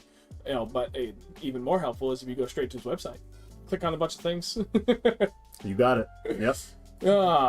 So, I mean, other than that, do you want to thank anybody else, Chris, from your end before we call it quits here? Yes. Let's shout out our sponsors for the year. We got 5 on board as our main sponsors this year. We've had Rocky Ledge Tackle on board for a very long time. Jim over there does phenomenal. Love his products. Has a bunch of hard baits, terminal tackle. And that's we focus on kind of looking at that aspect of Rocky Ledge Tackle because they're phenomenal baits. Yep. So thank you for him. We have Radfish Lures. Mr. Ralph, he does a phenomenal job with plastics. I love his Z-Slugs. He's been on board for 2 years now, and jigs, plastics, he's kind of in that realm. Frogs, love them. So thank you to him. Check him out, radfishlures.com. All the links are on the website, by the way. We've had Boston Jerky's been with us since the beginning. They've got 2 flavors, Wicked Original and Wicked Spicy, and they do package and sell everywhere. So you can go online and you can order them straight online. Get some of that protein for on the water. You need your energy. Then we have... You do? I don't eat anything on the Sometimes I forget to eat. I bring the It's frickin' ridiculous. grocery store. And then we had 2 more. So one of them, Ramsey Baits, is new this year. So they're a small company out of Virginia. Their poured plastics are phenomenal. If you guys haven't checked them out, No, their colors are awesome, I'll have to take a look. and they do everything. Nice. Everything. So go check them out, Ramsey Baits. And then Old Glory Outdoors. They're a tackle shop out west. Yep. So they jumped on board this year, and they've got everything. They've kind of give us the niche that we were missing, which was the rods, reels, lines, and that thing that a tackle shop would provide. And we love that aspect of it, as well as a lot of the product that some of their distributors are sending to them. So I think they're a big 13 fishing Are they a big 13 fishing company? I believe. I can't remember I off the think top it of my head. was, right? Or 6 cents. Was it 6 cents? Maybe 6 cents. Might be 6 cents. I want 13 fishing. So if you're looking at it, if 13 fishing is out there, come talk to us, because 13 is the aluminum periodic table number. Oh, Is it really? Yes. Okay. No kidding. So I shit you not, I think I text them or email them once a month saying it is a match made in heaven. Yep. 13 belongs with 13. So I want them. That's my goal. Go But- get them. Was Old Glory guns in it? No, No, that's- Old that's Glory amazing. Outdoors USA. Old Glory. Sorry. I was like, wait a minute. So he's that's been up the great. road. He provides that in-store tackle experience, but with an online capability. So all of these sponsors were able to submit, this product code, and they ship all over the U.S. So, Okay. yep. If you're curious where it is, they're located in East Brookfield, Mass. I couldn't remember the town. I knew it was Mass, but I couldn't remember exactly where it was. Yep. And so they're doing a great job for us. So all 5 of those guys, I really appreciate what they're doing for us, because they're really providing our members with some great incentive to join the club and fish with the Aluminum Fishing Series. So we really appreciate it. And we hope we can do something for them, down the road, and hopefully we're being impactful. But it all starts with you. So you guys, anyone that's fishing with us has access to these codes. So come on out, join an event, and go buy an aluminum boat. Damn right. Last but not least, big thank you again to Wicked Custom Rods. He's one of our sponsors as well. We've got that midnight, what was it again? Midnight series? Sorry, I have it over here. Midnight edition swim bait rod that he is selling, $179.99 is what the current special is on this. It's a 7-foot, medium heavy fast. It's rated 1 to 6 ounces, and it's got nice foam grip. He's got 2. He's got this black, white, and gray camo, and then he has also got this blue, white, black camo on it. So definitely reach out to him on Facebook and or Instagram. He's got these rods for sale. They're already built too. You don't have to wait for them. Dude, that grip is ridiculous. That thing's awesome. It's comfy. It's wicked comfortable. And it's a great entry-level swim bait rod for those of you that are looking to get in that bigger bait game. So definitely check him out. If not for that rod, you can always ask him about other rods. So other than that, I think that's going to wrap it up. This was by far, I think, the longest stream we've had. By far. Clocked in at just a hair under 3 hours. Aren't you glad that I told you to get dinner before you came over? Yes. I only ate one Sorry, of them. guys. Sorry. It's good. I only ate one. Good for yaks too. Yeah, John's absolutely right. It's good for yak because it's a shorter rod, but it's stout, so you can throw that in anything. Even sitting lower in a kayak, John boat, whatever. Like you're not trying to throw an 8.5-foot rod and get big hook sets, right? It's good for that stuff.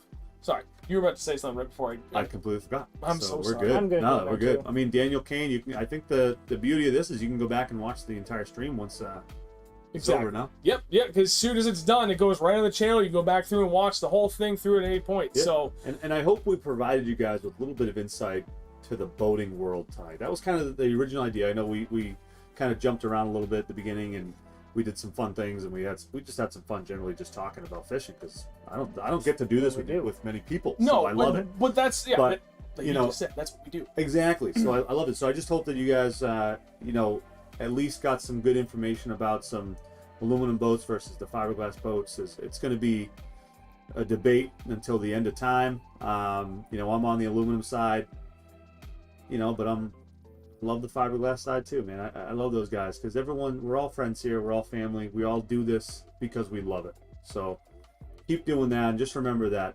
fishing is supposed to be fun, and let's all have a positive attitude. Exactly. So, thank you again, Chris, for joining us, man. Thanks for having me. Appreciate it. Thanks Yeah. for having me, guys. Appreciate it. Yep. All right, I'm gonna We're gonna kill the go. stream. We're gonna go get the midnight bite at a local pond. Oh my god, I would love to go fishing at night, but it's We're gonna fire go. right now We're too. gonna go. I'm gonna make them go. Wait, you gonna go from shore somewhere right after this? You are. Give me a plopper. Popper? Give you a big ass swing bait. All right, I'm gonna kill the stream, Andrew. Do your thing. All right, see you Sign guys. it off. All right, we'll see you guys next week. Same time, same place, as always. Have a good night.